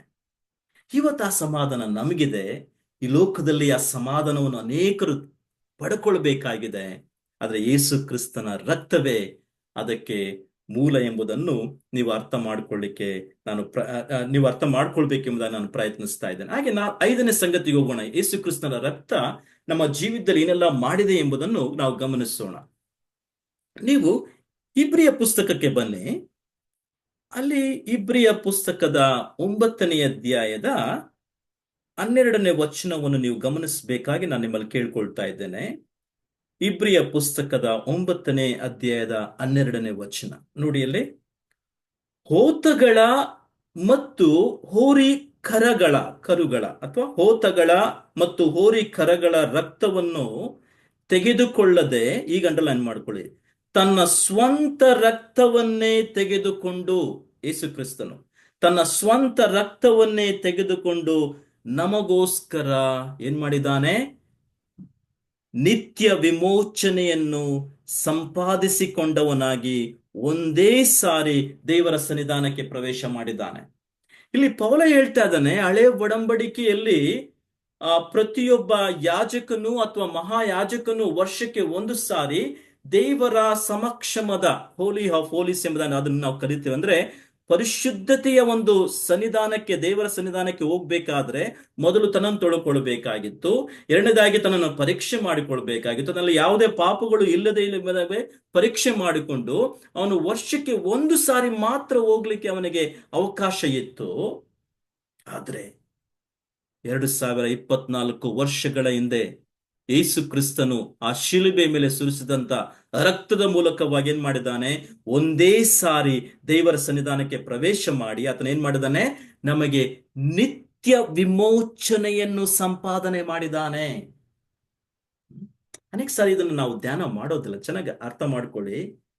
ನನಗೆ ನಿಮಗೆ ಯೇಸು ಕ್ರಿಸ್ತನು ಕೊಟ್ಟಿರ್ತಕ್ಕಂಥ ಈ ವಿಮೋಚನೆ ಅಲ್ಪ ಕಾಲದ, ಕ್ಷಣಿಕವಾದಂತ, ಸ್ವಲ್ಪ ಸಮಯಕ್ಕೆ ಅಥವಾ ಈ ಲೋಕಕ್ಕೆ, ಈ ಒಂದು ಜೀವಿತಕ್ಕೆ ಮಾತ್ರ ಸಂಬಂಧಪಟ್ಟಂತ ವಿಮೋಚನೆಯಲ್ಲ. ಇದು ನಿತ್ಯ ವಿಮೋಚನೆ. ಇದು ಶಾಶ್ವತವಾದಂತ ವಿಮೋಚನೆ. ಈ ಶಾಶ್ವತವಾದಂತ ವಿಮೋಚನೆ ಹೇಗೆ ಸಾಧ್ಯವಾಯಿತು? ಯೇಸು ಕ್ರಿಸ್ತನು ತನ್ನ ಸ್ವರಕ್ತವನ್ನು ನಮಗೋಸ್ಕರ ಕೊಟ್ಟ ಕಾರಣ ಅಥವಾ ಚೆಲ್ಲಿದ ಕಾರಣ ಆ ನಿತ್ಯ ವಿಮೋಚನೆಯನ್ನು ನಮಗೆ ಸಂಪಾದನೆ ಮಾಡಿದ್ದಾನೆ. ಎಷ್ಟು ಅದ್ಭುತವಾದಂತ ಸಂಗತಿ. ಇದೇ ಇಬ್ರಿಯ ಪತ್ರಿಕೆ 9ನೇ ಅಧ್ಯಾಯದ 14ನೇ ವಚನಕ್ಕೆ ನೀವು ಬನ್ನಿ. ಇದೇ ಇಬ್ರಿಯ ಪತ್ರಿಕೆ 9ನೇ ಅಧ್ಯಾಯದ 14ನೇ ವಚನ. ನಿತ್ಯಾತ್ಮನಿಂದ ತನ್ನನ್ನು ತಾನೇ ನಿರ್ದೋಷಿಯನ್ನಾಗಿ ದೇವರಿಗೆ ಸಮರ್ಪಿಸಿಕೊಂಡ, ಈಗ ಗಮನಿಸಿ, ನಿರ್ದೋಷಿಯನ್ನಾಗಿ ದೇವರಿಗೆ ಸಮರ್ಪಿಸಿಕೊಂಡ ಕ್ರಿಸ್ತನ ರಕ್ತವು, ಈಗ ಅಂಡರ್ಲೈನ್ ಮಾಡ್ಕೊಳ್ಳಿ, ಕ್ರಿಸ್ತನ ರಕ್ತವು ಎಷ್ಟೋ ಹೆಚ್ಚಾಗಿ ಏನ್ ಮಾಡುತ್ತೆ, ಎಷ್ಟೋ ಹೆಚ್ಚಾಗಿ ನಮ್ಮನ್ನು ನಿರ್ಜೀವ ಕರ್ಮಗಳಿಂದ ಬಿಡಿಸಿ ನಾವು ಜೀವವುಳ್ಳ ದೇವರನ್ನು ಆರಾಧಿಸುವವರಾಗುವಂತೆ ನಮ್ಮ ಮನಸ್ಸನ್ನು ಶುದ್ಧಿಗೊಳಿಸುತ್ತದೆ. ಒಂದೊಂದು ಪದವನ್ನು ನೀವು ಅಲ್ಲಿ ಗಮನಿಸಬೇಕು. ಯೇಸು ಕ್ರಿಸ್ತನ ರಕ್ತ ಏನ್ ಮಾಡ್ತಾ ಇದೆ? ಈ ನಿರ್ದೋಷವುಳ್ಳತಕ್ಕಂಥ, ಈ ಒಂದು ಕಳಂಕವಿಲ್ಲದೆ ಇರತಕ್ಕಂಥ, ಅಮೂಲ್ಯವಾದಂತ, ಶ್ರೇಷ್ಠವಾದಂತ, ನಮಗೋಸ್ಕರವಾಗಿ ಶಿಲುಬೆಯಲ್ಲಿ ಚೆಲ್ಲಲ್ಪಟ್ಟಂತ ಈ ರಕ್ತ ನಮ್ಮ ಜೀವನದಲ್ಲಿ ಏನ್ ಮಾಡುತ್ತೆ ಅಂದ್ರೆ, ನಿರ್ಜೀವ ಕರ್ಮಗಳಿಂದ ನಮ್ಮನ್ನು ಬಿಡಿಸುತ್ತೆ. ಅಷ್ಟೇ ಅಲ್ಲದೆ ಆ ಜೀವವುಳ್ಳ ದೇವರನ್ನು ಶುದ್ಧ ಮನಸ್ಸಿನಿಂದ, ಯಥಾರ್ಥವಾದಂತ ಮನಸ್ಸಿನಿಂದ ಆರಾಧನೆ ಮಾಡುವಂತೆ ನಮ್ಮನ್ನು ಶುದ್ಧಿಗೊಳಿಸುತ್ತೆ. ನೋಡಿ, ಈ ಲೋಕದಲ್ಲಿ ನಾವು ಜೀವಿಸುವವರೆಗೂ ಆ ಮಲಿನತ್ವದಲ್ಲಿ ಜೀವಿಸ್ತೇವೆ. ಪಾಪವೆಂಬ ಮಲಿನತ್ವದ ಮಧ್ಯದಲ್ಲಿ ನಾವು ಜೀವಿಸ್ತಾ ಇದ್ದೇವೆ. ನಾವು ಪರಿಪೂರ್ಣರಲ್ಲ. ಪಾಪ ರಹಿತರು ಎಂಬುದಾಗಿ ನಾನು ಕರೀತಾ ಇಲ್ಲ. ನಾವೆಲ್ಲರೂ ಪಾಪದ ಒಂದು ಸಮಕ್ಷಮದಲ್ಲಿಯೇ ಜೀವಿಸ್ತಾ ಇದ್ದೇವೆ. ಕಣ್ಣಿನ ಆಶೆ, ಶರೀರದ ಆಶೆ, ಅಥವಾ ಬದುಕು ಬಾಳಿನ ಡಾಂಬಿಕ ಜೀವಿತ, ಅಥವಾ ಅನೇಕ ಪಾಪದ ಸ್ವಭಾವಗಳು ನಮ್ಮ ಮನಸ್ಸನ್ನು ಅನೇಕ ಸಾರಿ ಏನ್ ಮಾಡಿರುತ್ತೆ, ಅಶುದ್ಧ ಮಾಡಿರುತ್ತೆ. ಆದ್ರೆ ದೇವರ ಯೇಸು ಕ್ರಿಸ್ತನ ರಕ್ತ ನಮಗೆ ಯಾಕೆ ಕೊಡಲ್ಪಡ್ತು ಅಂದ್ರೆ, ನಮ್ಮ ಮನಸ್ಸನ್ನು ಪ್ರತಿದಿನ ಶುದ್ಧೀಕರಿಸುವಂತೆ ಯೇಸು ಕ್ರಿಸ್ತನು ತನ್ನ ರಕ್ತವನ್ನು ನಮಗೋಸ್ಕರ ಸುರಿಸಿದ್ದಾನೆ. ಆದ ಕಾರಣ ಯಾವತ್ತೂ ಕೂಡ ನಾವು ನಮ್ಮ ಮನಸ್ಸಿನಲ್ಲಿ ಧೈರ್ಯವಿಲ್ಲದವರಂತೆ ನಾವು ಇರಬಾರದು. ಪ್ರತಿ ಸಾರಿ, ಅನೇಕ ಸಾರಿ ನಾನು ಸಭೆಗಳಲ್ಲಿ ಕೂಡ ಮಾತನಾಡುವಾಗ ಈ ರೀತಿಯಾಗಿ ಹೇಳ್ತಾನೆ, ನೀವು ಕರ್ತನ ಭೋಜನ ಎಂಬ ಆರಾಧನೆಗೆ ನೀವು ಒಟ್ಟಾಗಿ ಸೇರಿ ಬರುವಾಗ ನಿಮ್ಮ ಮನಸ್ಸಾಕ್ಷಿ ಅಥವಾ ಮನಸ್ಸು ಎಂಬತಕ್ಕಂಥದ್ದು ಯೇಸು ಕ್ರಿಸ್ತನ ರಕ್ತದ ಮೂಲಕವಾಗಿ ಸಂಪೂರ್ಣವಾಗಿ ತೊಳೆಯಲ್ಪಟ್ಟಿದೆ ಎಂಬ ಆಶ್ವಾಸನೆಯಲ್ಲಿ ನೀವು ಬರಬೇಕು ಎಂಬುದನ್ನು ನಾನು ಹೇಳ್ತೇನೆ. ಯಾಕೆಂದ್ರೆ ಕ್ರಿಸ್ತನ ರಕ್ತ ಅದನ್ನು ಮಾಡಿ ಮುಗಿಸಿದೆ. ಅಂದ್ರೆ ನಾವು ಕರ್ತನ ಮುಂದೆ ನಮ್ಮ ಪಾಪಗಳನ್ನು ಅರಿಕೆ ಮಾಡಿಕೊಂಡು ಯಥಾರ್ಥವಾಗಿ ಆತನ ಮುಂದೆ ನಮ್ಮ ಪಾಪಗಳನ್ನು ಒಪ್ಪಿಕೊಂಡು ನಾವು ಬರುವಾಗ ಯೇಸು ಕ್ರಿಸ್ತನ ರಕ್ತವು ನಮ್ಮ ಮನಸ್ಸನ್ನು ಶುದ್ಧಿ ಮಾಡಿ ಏನ್ ಮಾಡುತ್ತಂದ್ರೆ, ಜೀವವುಳ್ಳ ದೇವರನ್ನು ಯಥಾರ್ಥವಾಗಿ ಆರಾಧನೆ ಮಾಡುವಂತೆ ನಮಗೆ ಸಹಾಯ ಮಾಡುತ್ತೆ. ನೋಡಿ, ಎಷ್ಟು ಅದ್ಭುತವಾದಂತ ಸಂಗತಿ. ಇದೇ ಇಬ್ರಿಯ ಪತ್ರಿಕೆಯ 9ನೇ ಅಧ್ಯಾಯದ ಆ 22ನೇ ವಚನಕ್ಕೆ ನೀವು ಬನ್ನಿ. ನೀವು ಅಲ್ಲಿ ಗಮನಿಸುವಾಗ ನೀವು ನೀವು ಅಲ್ಲಿ ಚೆನ್ನಾಗಿ ಗಮನಿಸುವಾಗ ಅಲ್ಲಿ ಪೌಲ ಹೇಳ್ತಾನೆ, 20ನೇ ವಚನ, 9ನೇ ಅಧ್ಯಾಯದ ಆ ಯಾ 20ನೇ ವಚನ ನಾನು ಓದ್ತೇನೆ. ಇದು ದೇವರು ನಿಮಗೋಸ್ಕರ ವಿಧಿಸಿದ ಒಡಂಬಡಿಕೆಯನ್ನು ಸ್ಥಿರಪಡಿಸುವ ರಕ್ತವಾಗಿದೆ. ಒಡಂಬಡಿಕೆಯನ್ನು ಸ್ಥಿರಪಡಿಸುವಂತ ರಕ್ತವಾಗಿದೆ. ಹಾಗೆ ಪೌಲನು ಹೇಳ್ತಾನೆ, ಅದನ್ನು ಗ್ರಂಥದ ಮೇಲೆ ಎಲ್ಲಾ ಜನರ ಮೇಲೆಯೂ ಪ್ರೋಕ್ಷಿಸಿದನು. ಇದಲ್ಲದೆ ಗುಡಾರದ ಮೇಲೆಯೂ ದೇವರ ಸೇವೆಯ ಬೇಕಾಗಿರೋ ಎಲ್ಲ ಉಪಕರಣಗಳ ಮೇಲೆ ಅವರ ಹಳೆ ಒಡಂಬಡಿಕೆಯಲ್ಲಿ ಈ ರೀತಿಯಾಗಿ ಪದ್ಧತಿ ಇತ್ತು. ಅದೇ ರೀತಿಯಾಗಿ ರಕ್ತವನ್ನು ಪ್ರೋಕ್ಷಿಸಿದನು. ಸೊ ಧರ್ಮಶಾಸ್ತ್ರದ ಪ್ರಕಾರ ಸ್ವಲ್ಪ ಕಡಿಮೆ ಎಲ್ಲಾ ವಸ್ತುಗಳು ರಕ್ತದಿಂದಲೇ ಶುದ್ಧೀಕರಿಸಲ್ಪಡಬೇಕಾಗಿತ್ತು. ಯಾಕಂದ್ರೆ ರಕ್ತಧಾರೆ ಇಲ್ಲದೆ ಪಾಪ ಕ್ಷಮಾಪಣೆ ಇಲ್ಲ ಎಂಬುದಾಗಿ 22ನೇ ವಚನದಲ್ಲಿ ಪೌಲ ಹೇಳ್ತಾನೆ. ಅಂದ್ರೆ ಪ್ರಮುಖವಾಗಿ 22ನೇ ವಚನ ನೀವು ಗಮನಿಸಬೇಕು. ಪಾಪ ಕ್ಷಮಾಪಣೆಯನ್ನು ತನ್ನ ರಕ್ತಧಾರೆಯ ಮೂಲಕವಾಗಿ ಯೇಸು ಕ್ರಿಸ್ತನು ನಮಗೆ ಅನುಗ್ರಹಿಸಿಕೊಟ್ಟಿದ್ದಾನೆ. ಅಂದ್ರೆ ಪಾಪದ ಎಂಬತಕ್ಕಂಥ ಭಾರದ ಹೊರೆಯನ್ನು ನಾವು ಹೊತ್ಕೊಂಡಿಲ್ಲ ಯಾವಾಗ್ಲೂ. ಪಾಪ ನಮ್ಮ ಮುಂದೆ ಇದೆ. ಪಾಪದ ಲೋಕದಲ್ಲಿ, ಮಲಿನತ್ವದಲ್ಲಿ, ಮಧ್ಯದಲ್ಲಿ ನಾವು ಜೀವಿಸ್ತಾ ಇರ್ತೇವೆ. ಆದ್ರೆ ಪಾಪವೆಂಬತಕ್ಕಂಥ ಹೊರೆಯನ್ನು ಯೇಸು ಕ್ರಿಸ್ತನು ತೆಗೆದುಹಾಕಿ ನಮಗೆ ಕ್ಷಮಾಪಣೆಯನ್ನು ಕೊಟ್ಟಿದ್ದಾನೆ. ನಿಜವಾದಂತ ಅರ್ಥ ಏನಂದ್ರೆ, ಫರ್ಗಿವ್ನೆಸ್ ಅಥವಾ ಕ್ಷಮಾಪಣೆ ಎಂಬತಕ್ಕಂಥ ಪದಕ್ಕೆ ಅರ್ಥ ಏನಂದ್ರೆ, ಅದನ್ನು ಸಂಪೂರ್ಣವಾಗಿ ತೆಗೆದು ಹಾಕಿದ್ದಾನೆ ಎಂಬುದಾಗಿ ಅರ್ಥ. ನಮ್ಮ ಮೇಲೆ ಪಾಪ ಎಂಬತಕ್ಕಂಥ ಒಂದು ಪಟ್ಟಿ ಇತ್ತು, ನಮ್ಮ ಮೇಲೆ ಪಾಪ ಎಂಬತಕ್ಕಂಥ ಹೊರೆ ಇತ್ತು. ಆದ್ರೆ ಯೇಸು ಕ್ರಿಸ್ತನ ಬಳಿಗೆ ನಾವು ಬಂದಾಗ ಪಾಪ ಎಂಬತಕ್ಕಂಥ ಹೊರೆಯನ್ನು ನಮ್ಮಿಂದ ತೆಗೆದು ಹಾಕಿ ನಮ್ಮನ್ನು ಶುದ್ಧ ಮಾಡಿದ್ದಾನೆ. ರಕ್ತಧಾರೆ ಇಲ್ಲದೆ ಪಾಪ ಪರಿಹಾರ ಇಲ್ಲ ಎಂಬುದಾಗಿ ವಾಕ್ಯ ಹೇಳುವ ಪ್ರಕಾರ ಯೇಸು ಕ್ರಿಸ್ತನ ರಕ್ತದ ಮೂಲಕವಾಗಿ ನಮಗೆ ಸಂಪೂರ್ಣವಾಗಿ ಪಾಪ ಪರಿಹಾರ ಕೊಡಲ್ಪಟ್ಟಿದೆ. ಸೊ ಇದೆಲ್ಲವೂ ಬಹಳ ಅದ್ಭುತವಾಗಿ ಯೇಸು ಕ್ರಿಸ್ತನು ನಮಗೋಸ್ಕರ ನೆರವೇರಿಸಿದಂತ ಕಾರ್ಯ ಎಂಬುದನ್ನು ನಾವು ಚೆನ್ನಾಗಿಲ್ಲಿ ಅರ್ಥ ಮಾಡಿಕೊಡ್ಬೇಕು. ಇದೇ ಇಬ್ರಿಯ ಪತ್ರಿಕೆಯ 9ನೇ ಅಧ್ಯಾಯದ ನೀವು 18ನೇ ವಚನ ನಾವು ಗಮನಿಸೋಣ. ಅಂದ್ರೆ ನಮ್ಗಿರ್ತಕ್ಕಂಥ ಆಶ್ವಾಸನೆ ಏನು ಎಂಬುದನ್ನು ನಾನು ಇಲ್ಲಿ ನಿಮಗೆ ತಿಳಿಸ್ತಾ ಇದ್ದೇನೆ. ಹೀಗಿರಲಾಗಿ ಮೊದಲನೆಯ ಒಡಂಬಡಿಕೆಯಾದರೂ ರಕ್ತವಿಲ್ಲದೆ ಸ್ಥಾಪಿತವಾಗಲಿಲ್ಲ. ಅಂದ್ರೆ ಇಡೀ ಒಡಂಬಡಿಕೆ ಎಲ್ಲವೂ ರಕ್ತದ ಮೂಲಕವಾಗಿಯೇ ಸ್ಥಾಪಿತವಾಯಿತು. ಸೊ ಮೋಶೆಯು ದೇವರ ವಿಧಿಗಳನ್ನೆಲ್ಲ ಧರ್ಮಶಾಸ್ತ್ರದ ಪ್ರಕಾರ ಜನರೆಲ್ಲರಿಗೆ ಹೇಳಿದ ಮೇಲೆ ನೀರು ಅಥವಾ ಕೆಂಪು ಹುಣ್ಣೆ ಅಥವಾ ಇಸೋಪ್ ಕಡ್ಡಿ ಇವುಗಳಿಂದ ಹೋರಿಕರಿಗಳ ಅಥವಾ ಹೋತಗಳ ರಕ್ತವನ್ನು ತೆಗೆದುಕೊಂಡು, ಇದು ದೇವರು ನಿಮಗೋಸ್ಕರವಾಗಿ ವಿಧಿಸಿದ ಒಡಂಬಡಿಕೆಯನ್ನು ಸ್ಥಿರಪಡಿಸುವ ರಕ್ತವಾಗಿದೆ ಎಂಬುದಾಗಿ ಹೇಳ್ತಾ ಇದ್ದ. ಆದ್ರೆ ಯೇಸು ಕ್ರಿಸ್ತನು ನಮಗೋಸ್ಕರ ಕೊಟ್ಟಿರ್ತಕ್ಕಂಥದ್ದು ಅದು ಶಾಶ್ವತವಾದಂತ ರಕ್ತ. ಅದು ಸಂಪೂರ್ಣವಾಗಿ ನಮ್ಮನ್ನು ದೇವರ ಪ್ರಸನ್ನತೆಗೆ ನಡೆಸಿದಂತ ರಕ್ತ ಎಂಬುದನ್ನು ನಾವು ಸ್ಪಷ್ಟಪಡಿಸಿಕೊಳ್ಬೇಕು.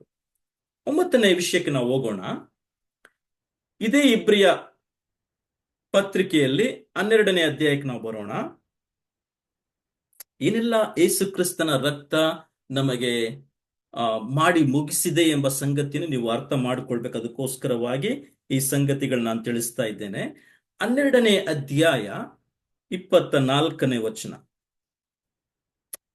ನೋಡಿ. ನೀವು ಮಾತಾಡುತ್ತಿರುವಾತನ ಮಾತನ್ನು ಕೇಳಲೊಲ್ಲೆವೆಂದು ಹೇಳಬಾರದು.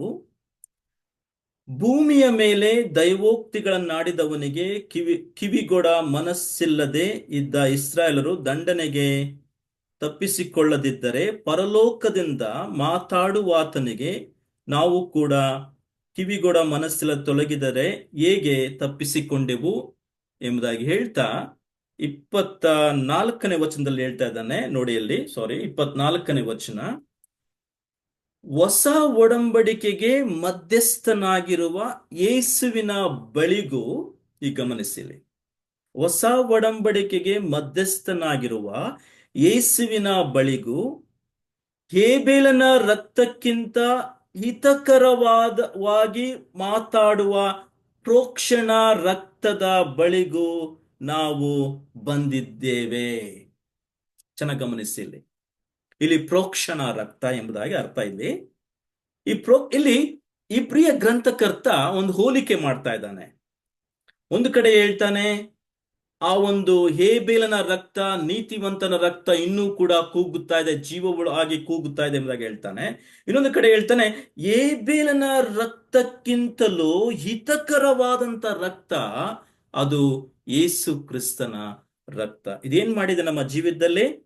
ಇದು ಹೊಸ ಒಡಂಬಡಿಕೆಗೆ ಮಧ್ಯಸ್ಥನಾಗಿರುವ ಯೇಸುವಿನ ಬಳಿಗೆ ಬರ್ಲಿಕ್ಕೆ, ಆ ದೇವರ ಬಳಿಗೆ ಬರ್ಲಿಕ್ಕೆ ಇದು ಕಾರ್ಯ ಮಾಡಿದೆ ಎಂಬುದನ್ನು ಪೌಲ ಇಲ್ಲಿ ನಮಗೆ ತಿಳಿಸ್ತಾರೆ. ಅಂದ್ರೆ ಹಿತಕರವಾದಂತ ಪ್ರೋಕ್ಷಣ ರಕ್ತ ಯೇಸು ಕ್ರಿಸ್ತನ ರಕ್ತ ಎಂಬುದನ್ನು ನಾವಿಲ್ಲಿ ಚೆನ್ನಾಗಿ ಅರ್ಥ ಮಾಡ್ಕೊಳ್ಬೇಕು.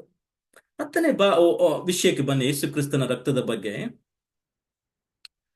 ಈ ರಕ್ತದ ಮೂಲಕವಾಗಿ ಯೇಸು ಕ್ರಿಸ್ತನು ತನ್ನ ರಕ್ತದ ಮೂಲಕವಾಗಿ ಏನ್ ಮಾಡ್ದ ಅಂದ್ರೆ ಎಲ್ಲವನ್ನು ಶುದ್ಧಿ ಮಾಡಿದನು ಎಂಬುದಾಗಿ ಅದು ನಮಗೆ ತಿಳಿಸ್ತದೆ. ಈಗ ನಾವು ಮೊದಲನೇ ಪೇತ್ರಕ್ಕೆ ಹೋಗೋಣ. ಮೊದಲನೇ ಪೇತ್ರ 1ನೇ ಅಧ್ಯಾಯ 19ನೇ ವಚನ. ಅಲ್ಲಿ ಕೆಲವೊಂದು ಸಂಗತಿಯನ್ನು ನಾವು ಗಮನಿಸಬೇಕಾಗಿದೆ. ಮೊದಲನೇ ಪೇತ್ರ 1ನೇ ಅಧ್ಯಾಯ 19ನೇ ವಚನ. ಈ ರಕ್ತದ ಒಂದು ಶ್ರೇಷ್ಠತೆ ಏನು ಎಂಬುದನ್ನು 2-3 ಪದಗಳನ್ನು ಪೇತ್ರ ಉಪಯೋಗ ಮಾಡುತ್ತಾ ನಮಗೆ ತಿಳಿಸ್ತಾ ಇದ್ದಾನೆ.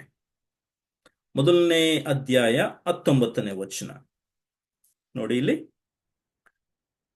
ನಿಮಗೆ ಅರ್ಥವಾಗುವ ಹಾಗೆ ನಾನು 18ನೇ ವಚನದಿಂದ ಓದಲಿಕ್ಕೆ ಪ್ರಯತ್ನ ಮಾಡ್ತೇನೆ. ನಿಮ್ಮ ಹಿರಿಯರು ಕಲಿಸಿಕೊಟ್ಟ, ಅಂದ್ರೆ ಹಳೆ ಒಡಂಬಡಿಕೆಯನ್ನು ಕುರಿತು ಯಹೂದ್ಯ ವಿಶ್ವಾಸಿಗಳಿಗೆ ಮಾತನಾಡ್ತಾ ಇದ್ದಾನೆ ಪೇತ್ರ. ಇದು ನಮಗೂ ಕೂಡ ಹೇಗೆ ಅನ್ವಯಿಸುತ್ತೆ ಎಂಬುದನ್ನು ನಾನು ಹೇಳ್ತೇನೆ. ನಿಮ್ಮ ಹಿರಿಯರು ಕಲಿಸಿಕೊಟ್ಟ ವ್ಯರ್ಥವಾದ ನಡವಳಿಕೆಯಿಂದ ನೀವು ಬಿಡುಗಡೆಯಾದದ್ದು ಹೇಗೆ ಅಂತ ತಿಳಿಸ್ತಾನೆ. ಬೆಳ್ಳಿ ಬಂಗಾರ ಮೊದಲಾದ ನಶಿಸಿ ಹೋಗುವ ವಸ್ತುಗಳಿಂದಲ್ಲ. ಅಂದ್ರೆ ನಮಗ್ ಬಿಡುಗಡೆಯಾದದ್ದು ಅಂದ್ರೆ ನಮ್ಮ ಹಳೆಯ ಸಂಪ್ರದಾಯಗಳಿಂದ ಬಿಡುಗಡೆಯಾದದ್ದು, ಪಾಪದಿಂದ ಬಿಡುಗಡೆಯಾದದ್ದು, ಸೈತಾನನ ನೊಗದಿಂದ ಬಿಡುಗಡೆಯಾದದ್ದು, ದಾಸತ್ವದಿಂದ ಬಿಡುಗಡೆಯಾಗಿದ್ದು.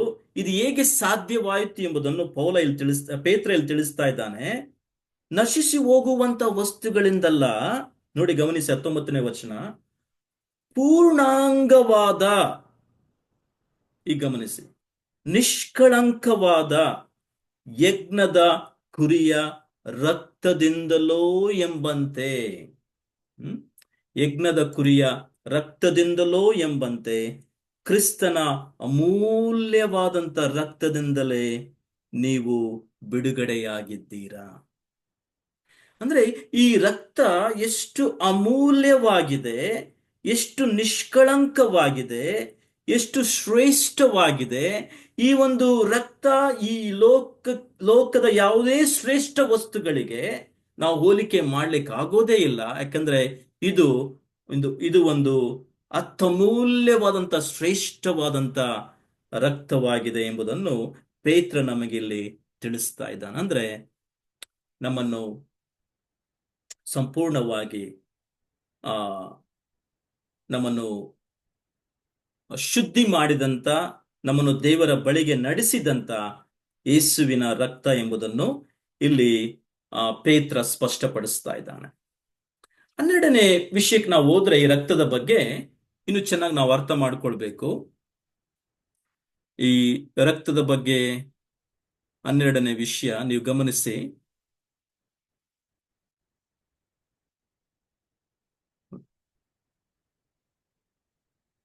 ಮೊದಲನೇ ಯೋಹಾನ 1ನೇ ಅಧ್ಯಾಯ 7ನೇ ವಚನ. ಮೊದಲನೇ ಯೋಹಾನ 1ನೇ ಅಧ್ಯಾಯ 7ನೇ ವಚನ ಚೆನ್ನಾಗಿ ಗಮನಿಸಿ. ಅಲ್ಲಿ ಯೋಹಾನ ತಿಳಿಸ್ತಾ ಇದ್ದಾನೆ, ಅಂದ್ರೆ ಇದು ವಿಶ್ವಾಸಿಗಳಿಗೆ ಬಹಳ ಅಮೂಲ್ಯವಾದಂತ ಸಂಗತಿ. ಇದು ಪ್ರತಿಯೊಬ್ಬ ವಿಶ್ವಾಸಿಗಳು ತಮಗೆ ಶುದ್ಧೀಕರಣ ಎಷ್ಟು ಅವಶ್ಯ ಎಂಬುದನ್ನು ತಿಳ್ಕೊಂಡು ಯೇಸು ಕ್ರಿಸ್ತನ ರಕ್ತವು ತಮ್ಮ ಜೀವಿತದಲ್ಲಿ ಎಷ್ಟು ಶುದ್ಧೀಕರಣ ಮಾಡುತ್ತದೆ ಪ್ರತಿದಿನ ಎಂಬುದನ್ನು ತಿಳುಕೊಂಡು ಅನ್ಯೂನ್ಯತೆಯಲ್ಲಿ ಬೆಳೆಯುವುದಕ್ಕೋಸ್ಕರವಾಗಿ ಆ ಅಪೋಸ್ತಲ ಅಂತ ಯೋಹಾನ ಬರಿತಾ ಇದ್ದಾನೆ. ನೋಡಿ 7ನೇ ವಚನ. ಆದರೆ ಆತನು ಬೆಳಕಿನಲ್ಲಿರುವಂತೆಯೇ ನಾವು ಬೆಳಕಿನಲ್ಲಿ ನಡೆದರೆ, ಅಂದ್ರೆ ಯೇಸು ಕ್ರಿಸ್ತನು ನೀತಿವಂತನು, ಬೆಳಕಿನಲ್ಲೇ ಇದ್ದಾನೆ. ಆತನು ಹೇಳಿದ ಯೋಹಾನ ಸುವಾರ್ತೆ 8ನೇ ಅಧ್ಯಾಯ 12ನೇ ವಚನದಲ್ಲಿ ಹೇಳ್ತಿದ್ದಾನೆ, ಈಗ ನಾನು ಲೋಕಕ್ಕೆ ಬೆಳಕಾಗಿದ್ದೇನೆ, ನನ್ನನ್ನು ಹಿಂಬಾಲಿಸುವವನು ಈ ಲೋಕದ ಕತ್ತಲೆಯ ಕಾರ್ಯಗಳನ್ನು ಬಿಟ್ಟು ಬೆಳಕಿನಲ್ಲಿ ನಡೆಯುತ್ತಾನೆ ಎಂಬುದಾಗಿ ಆತನು ಹೇಳ್ತಾನೆ. ಅದಕ್ಕೆ ಯೋಹಾನ ಇಲ್ಲಿ ತಿಳಿಸ್ತಾ ಇದ್ದಾನೆ, ಆತನು ಬೆಳಕಿನಲ್ಲಿರುವಂತೆ ಅಂದ್ರೆ ನೀತಿವಂತನಾಗಿ ಯಾವಾಗಲೂ ಶುದ್ಧವಾದದನ್ನೇ ಮಾಡುತ್ತಾ ಇರುವಂತ ಬೆಳಕಿನಲ್ಲಿರುವಂತೆ ನಾವು ಬೆಳಕಿನಲ್ಲಿ ಅಂದ್ರೆ ಶುದ್ಧತೆಯಲ್ಲಿ, ನಮ್ರತೆಯಲ್ಲಿ, ನೀತಿವಂತರಾಗಿ ಬೆಳಕಿನಲ್ಲಿ ನಡೆದರೆ ನಾವು ಒಬ್ಬರ ಸಂಗಡಲ್ಲೊಬ್ಬರು ಅನ್ಯೂನ್ಯತೆಯಲ್ಲಿರ್ತೇವೆ. ಹಾಗೆ ಹೇಳ್ತಾನೆ, ಮತ್ತು ಆತನ ಮಗನಾದಂತ ಯೇಸುವಿನ ರಕ್ತವು ನಮ್ಮನ್ನು ರಕ್ತವು ಸಕಲ ಪಾಪವನ್ನು ನಿವಾರಣೆ ಮಾಡಿ ನಮ್ಮನ್ನು ಶುದ್ಧಿ ಮಾಡುತ್ತದೆ. ಇದು ಕೇವಲ ನಂಬುವಂತ ಸಂದರ್ಭದಲ್ಲಿ ಒಬ್ಬ ಪಾಪಿಗೆ ಕೊಡಲ್ಪಡುವಂತ ಒಂದು ಆಶ್ವಾಸನೆ ಅಷ್ಟೇ ಅಲ್ಲ. ಓಕೆ, ನಾವು ಯೇಸು ಕ್ರಿಸ್ತನ ಸುವಾರ್ತೆಯನ್ನು ಯಾವಾಗ ಕೇಳಿದ್ವೋ ಆ ಸಂದರ್ಭದಲ್ಲಿ ಪಾಪ ಎಂಬತಕ್ಕಂತ ಪಟ್ಟಿ ನಮ್ಮಿಂದ ತೆಗೆಯಲ್ಪಡ್ತು, ನಾವು ದೇವರ ಮಕ್ಕಳಾದವು, ಪಾಪದ ಒಂದು ಹೊರೆ ನಮ್ಮಿಂದ ತೆಗೆಯಲ್ಪಡ್ತು, ಪಾಪದಿಂದ ಸಂಪೂರ್ಣವಾಗಿ ನಾವು ತೊಳೆಯಲ್ಪಟ್ಟೆವು, ಅದು ನಿಜ. ಆದ್ರೆ ಈ ಒಂದು ಮಾನಸಾಂತರ ಎಂಬತಕ್ಕಂಥದ್ದು ನಮ್ಮ ದೈನಂದಿನ ಜೀವಿತದಲ್ಲಿ ಕೂಡ ಬಹಳ ಅವಶ್ಯವಾಗಿದೆ. ಪ್ರತಿಯೊಬ್ಬ ವಿಶ್ವಾಸಿ ಎಲ್ಲಿವರೆಗೂ ಈ ಪಾಪದ ಲೋಕದಲ್ಲಿ ಜೀವಿಸ್ತಾನೋ, ಪಾಪವೆಂಬ ಈ ಒಂದು ದೇಹದಲ್ಲಿ ಜೀವಿಸ್ತಾನೋ, ಮಲಿನತ್ವ ಇರುತ್ತೆ, ಪಾಪದ ಅನೇಕ ದೋಷಗಳು ಅವನ ಜೀವಿತಕ್ಕೆ ಬರ್ತವೆ. ಆದ್ರೆ ನಮಗೊಂದು ಶ್ರೇಷ್ಠವಾದಂತ ಇದನ್ನು ಯೇಸು ಕ್ರಿಸ್ತನು ಕೊಟ್ಟಿದ್ದಾನೆ. ಅದೇನೆಂದ್ರೆ ಆತನ ರಕ್ತವು ನಮ್ಮನ್ನು ಸಕಲ ಪಾಪದನ್ನು ನಿವಾರಣೆ ಮಾಡಿ ಶುದ್ಧಿ ಮಾಡುತ್ತದೆ. ಅಂದ್ರೆ ಪ್ರತಿಯೊಬ್ಬ ವಿಶ್ವಾಸಿ, ಕ್ರಿಸ್ತನಲ್ಲಿರ್ತಕ್ಕಂಥ ಪ್ರತಿಯೊಬ್ಬ ವಿಶ್ವಾಸಿ ತನ್ನ ಅನ್ಯೂನ್ಯತೆಯನ್ನು ಕ್ರಿಸ್ತನ ಸಂಗಡ ಬೆಳೆಸಿಕೊಳ್ಳುವುದಾದ್ರೆ, ಬೆಳಕಿನ ಅನ್ಯೂನ್ಯತೆಯಲ್ಲಿ ಅವನು ಬೆಳೆಯಬೇಕಾದ್ರೆ ಅವನಿಗೆ ಬೇಕಾಗಿರ್ತಕ್ಕಂಥದ್ದು ಈ ಒಂದು ಶುದ್ಧೀಕರಣ. ಆದ ಕಾರಣ ನಾವು ಅನೇಕ ಸಾರಿ ಕರ್ತನ ಭೋಜನಕ್ಕೆ ವಿಶ್ವಾಸಿಗಳು ಸೇರಿ ಬರುವಾಗ ಅವ್ರಿಗೆ ನಾವು ಹೇಳ್ತೇವೆ, ನಾವೇನಂತ, ನಿಮ್ಮನ್ನು ನೀವು ಪರೀಕ್ಷೆ ಮಾಡಿಕೊಂಡು, ನಿಮ್ಮ ಪಾಪಗಳ ವಿಷಯದಲ್ಲಿ ದೇವರ ಮುಂದೆ ಪರೀಕ್ಷೆ ಮಾಡಿಕೊಂಡು ನೀವು ಕರ್ತನ ಸನ್ನಿಧಾನದಲ್ಲಿ ಶುದ್ಧ ಮನಸ್ಸುಳ್ಳವರಾಗಿ, ಒಳ್ಳೆಯ ಮನಸ್ಸಾಕ್ಷಿ ಉಳ್ಳವರಾಗಿ ಬರಬೇಕೆಂಬುದಾಗಿ ನಾವು ಎಚ್ಚರಿಕೆ ಕೊಡ್ತೇವೆ. ಕಾರಣ ಏನಂದ್ರೆ, ಪರೀಕ್ಷೆ ಮಾಡಿಕೊಳ್ಳದೆ ಸುಮ್ಮನೆ ನಾವು ಅದರಲ್ಲಿ ಆ ಭೋಜನದಲ್ಲಿ ಪಾಲ್ಗೊಂಡ್ರೆ ಅನೇಕ ತರವಾದಂತ ಒಂದು ನ್ಯಾಯ ತೀರ್ಪುಗಳಿಗೆ ನಾವು ಒಳಗಾಗ್ತೀವಿ ಎಂಬುದಾಗಿ ಅಲ್ಲಿ ಪೌಲ ಒಂದು ಕಡೆ ಹೇಳ್ತಾನೆ. ಅಂದ್ರೆ ಈ ಲೋಕದ ಮಕ್ಕಳೊಟ್ಟಿಗೆ ದೇವರು ನಮಗೆ ನ್ಯಾಯ ತೀರ್ಪಿಗೆ ಒಳಪಡಿಸ್ತಾ ಇಲ್ಲ. ಅಂದ್ರೆ ನಾವು ಯೇಸು ಕ್ರಿಸ್ತನ ರಕ್ತದ ಮೂಲಕವಾಗಿ ಪ್ರತಿದಿನ ತೊಳೆಯಲ್ಪಟ್ಟು ಆತನ ಸನ್ನಿಧಿಯಲ್ಲಿ, ಆತನ ಸಮಕ್ಷಮದಲ್ಲಿ ನಾವು ಒಳ್ಳೆಯ ಮನಸ್ಸಾಕ್ಷಿ ಉಳ್ಳವರಾಗಿ ಆತನ ಅನ್ಯೂನ್ಯತೆಯಲ್ಲಿ ಬೆಳೆಯಬೇಕಾದ್ರೆ ಆತನ ರಕ್ತ ನಮ್ಮನ್ನು ಇನ್ನೂ ತೊಳೆಯುತ್ತಾ ಇದೆ, ನಮ್ಮನ್ನು ಇನ್ನೂ ಶುದ್ಧೀಕರಣ ಮಾಡ್ತಾ ಇದೆ. ಆದ ಕಾರಣ ಈ ದೈನಂದಿನ ಮಾನಸಾಂತರದಲ್ಲಿ ಬೆಳೆಯುವಂಥದ್ದು ಬಹಳ ಪ್ರಾಮುಖ್ಯ.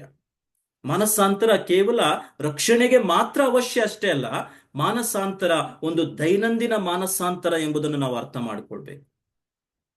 ಪ್ರತಿದಿನ ನಮ್ಮನ್ನು ನಾವು ಪರೀಕ್ಷೆ ಮಾಡಿಕೊಳ್ಬೇಕು. ನಾವು ಎಷ್ಟು ಆತ್ಮೀಕತೆಯಲ್ಲಿ ಬೆಳೆದಿದ್ದೇವೋ ಅದು ಪ್ರಾಮುಖ್ಯತೆಯಲ್ಲ, ಎಷ್ಟು ದೇವರನ್ನು ತಿಳ್ಕೊಂಡಿದ್ದೇವೆ, ದೇವರ ವಾಕ್ಯಗಳನ್ನು ತಿಳ್ಕೊಂಡಿದ್ದೇವೆ, ಅವೆಲ್ಲವೂ ಒಳ್ಳೆಯದೇ, ಅದನ್ನು ಪಕ್ಕಕ್ಕೆ ಇಡಬೇಕು. ಆದರೆ ನಮ್ಮನ್ನು ನಾವು ದೇವರ ಮುಂದೆ ಪರೀಕ್ಷೆ ಮಾಡಿಕೊಳ್ಬೇಕು. ನಾವು ಎಲ್ಲಿ ನಿಂತುಕೊಂಡಿದ್ದೇವೆ, ಎಲ್ಲಿ ಬಿದ್ದಿದ್ದೇವೆ, ಅಥವಾ ಯಾವ ಅಶುದ್ಧವಾದಂತ ಕಾರ್ಯಗಳು ನಮ್ಮ ಮನಸ್ಸಿನ ಮೇಲೆ ಪ್ರಭಾವ ಬೀರಿದೆ, ಯಾವುದರಲ್ಲಿ ನಾವು ಅಶುದ್ಧರಾಗಿದ್ದೇವೆ. ಆದರೆ ಯೇಸು ಕ್ರಿಸ್ತನ ರಕ್ತವು ನಮ್ಮನ್ನು ಎಲ್ಲಾ ಸಕಲ ಪಾಪಗಳಿಂದ, ಅನೀತಿಯಿಂದ ಶುದ್ಧ ಮಾಡುತ್ತೆ ಎಂಬುದಾಗಿ ಇಲ್ಲಿ ನಮಗೆ ಯೋಹಾನನು ತಿಳಿಸ್ತಾ ಇದ್ದಾನೆ. ಇದೇ ಪ್ರಕಟಣೆ ಪುಸ್ತಕಕ್ಕೆ ನೀವು ಬಂದ್ರೆ ಅಲ್ಲಿ ಇನ್ನೊಂದು ವಿಷಯವನ್ನು ಯೋಹಾನ ನಮಗೆ ತಿಳಿಸ್ತಾನೆ. ಪ್ರಕಟಣೆ ಪುಸ್ತಕಕ್ಕೆ ಬನ್ನಿ, 1ನೇ ಅಧ್ಯಾಯ 5ನೇ ವಚನ. ಬಹಳ ಅದ್ಭುತವಾದಂತ ಸಂಗತಿ ನೋಡಿ. ಯೇಸು ಕ್ರಿಸ್ತನ ರಕ್ತ ನಮ್ಮ ಜೀವಿತದಲ್ಲಿ ಏನೆಲ್ಲ ಮಾಡಿದೆ ಎಂಬುದನ್ನು ನಾನು ಸಂಪೂರ್ಣವಾದಂತ ಒಂದು ಪಿಕ್ಚರ್ ಅನ್ನು ನಿಮಗೆ ಕೊಡ್ಲಿಕ್ಕೆ ಪ್ರಯತ್ನ ಮಾಡ್ತಾ ಇದ್ದೇನೆ. 5ನೇ ವಚನ. ಆತನ ಸಿಂಹಾಸನದ ಮುಂದಿರುವ 7 ಆತ್ಮಗಳಿಂದ ಮತ್ತು ನಂಬತಕ್ಕ ಸಾಕ್ಷಿ ಸತ್ತವರೊಳಗಿಂದ ಮೊದಲು ಎದ್ದು ಬಂದ ಆತನು ಹೀಗೆ ತಿಳಿಸ್ತಾ ಇದ್ದಾನೆ.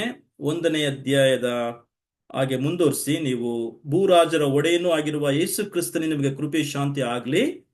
ಹಾಗೆ ಹೇಳ್ತಾ, ನಮ್ಮನ್ನು ಪ್ರೀತಿಸುವವನು ಮತ್ತು ತನ್ನ ರಕ್ತದ ಮೂಲಕ, ಅಂಡರ್ಲೈನ್ ಮಾಡಿಕೊಳ್ಳಿ, ನಮ್ಮನ್ನು ಪ್ರೀತಿಸುವವನು ಮತ್ತು ತನ್ನ ರಕ್ತದ ಮೂಲಕ ನಮ್ಮನ್ನು ಪಾಪಗಳಿಂದ ಬಿಡಿಸಿದವನು ನಮ್ಮನ್ನೇನ್ ಮಾಡಿದ್ದಾನೆ?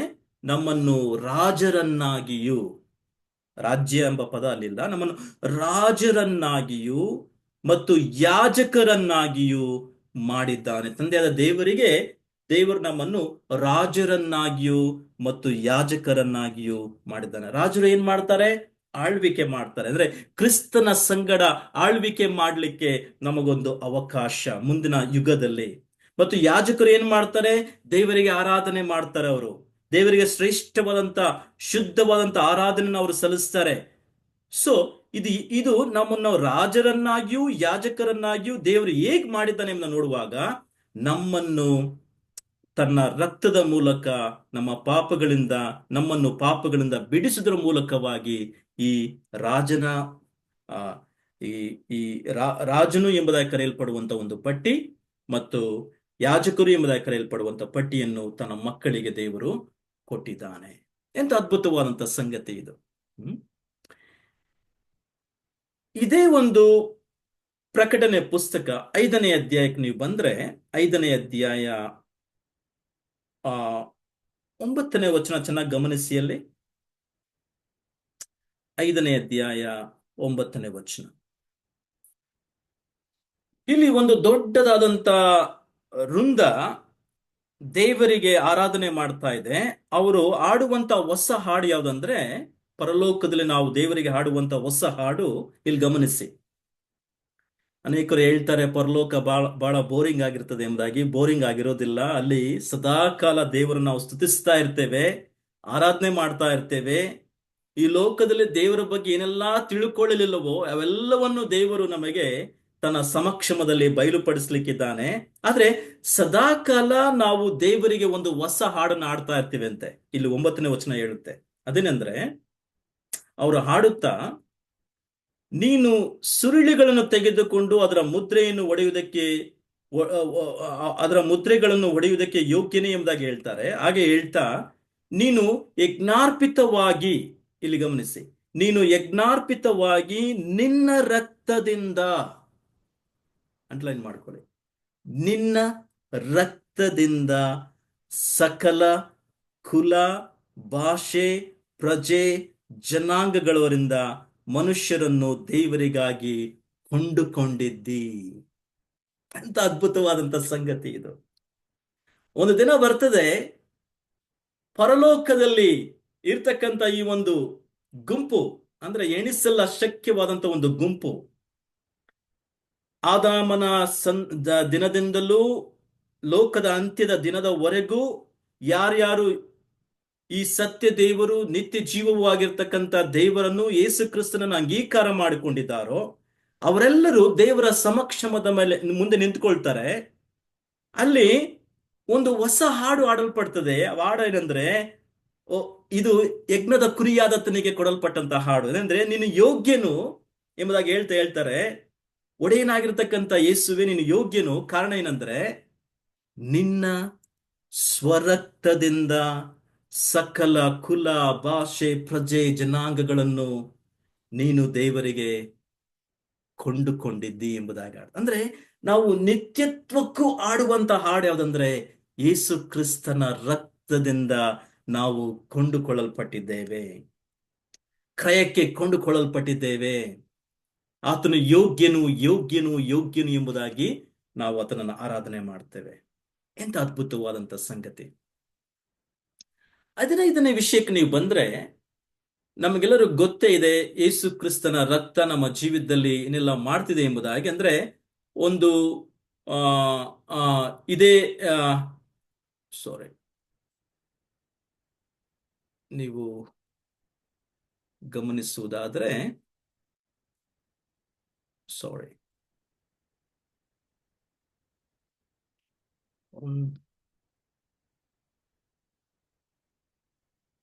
ಒಂದು ನಿಮಿಷ, ನಾನು ಸ್ಕ್ರೀನ್ ನಿಮಗೆ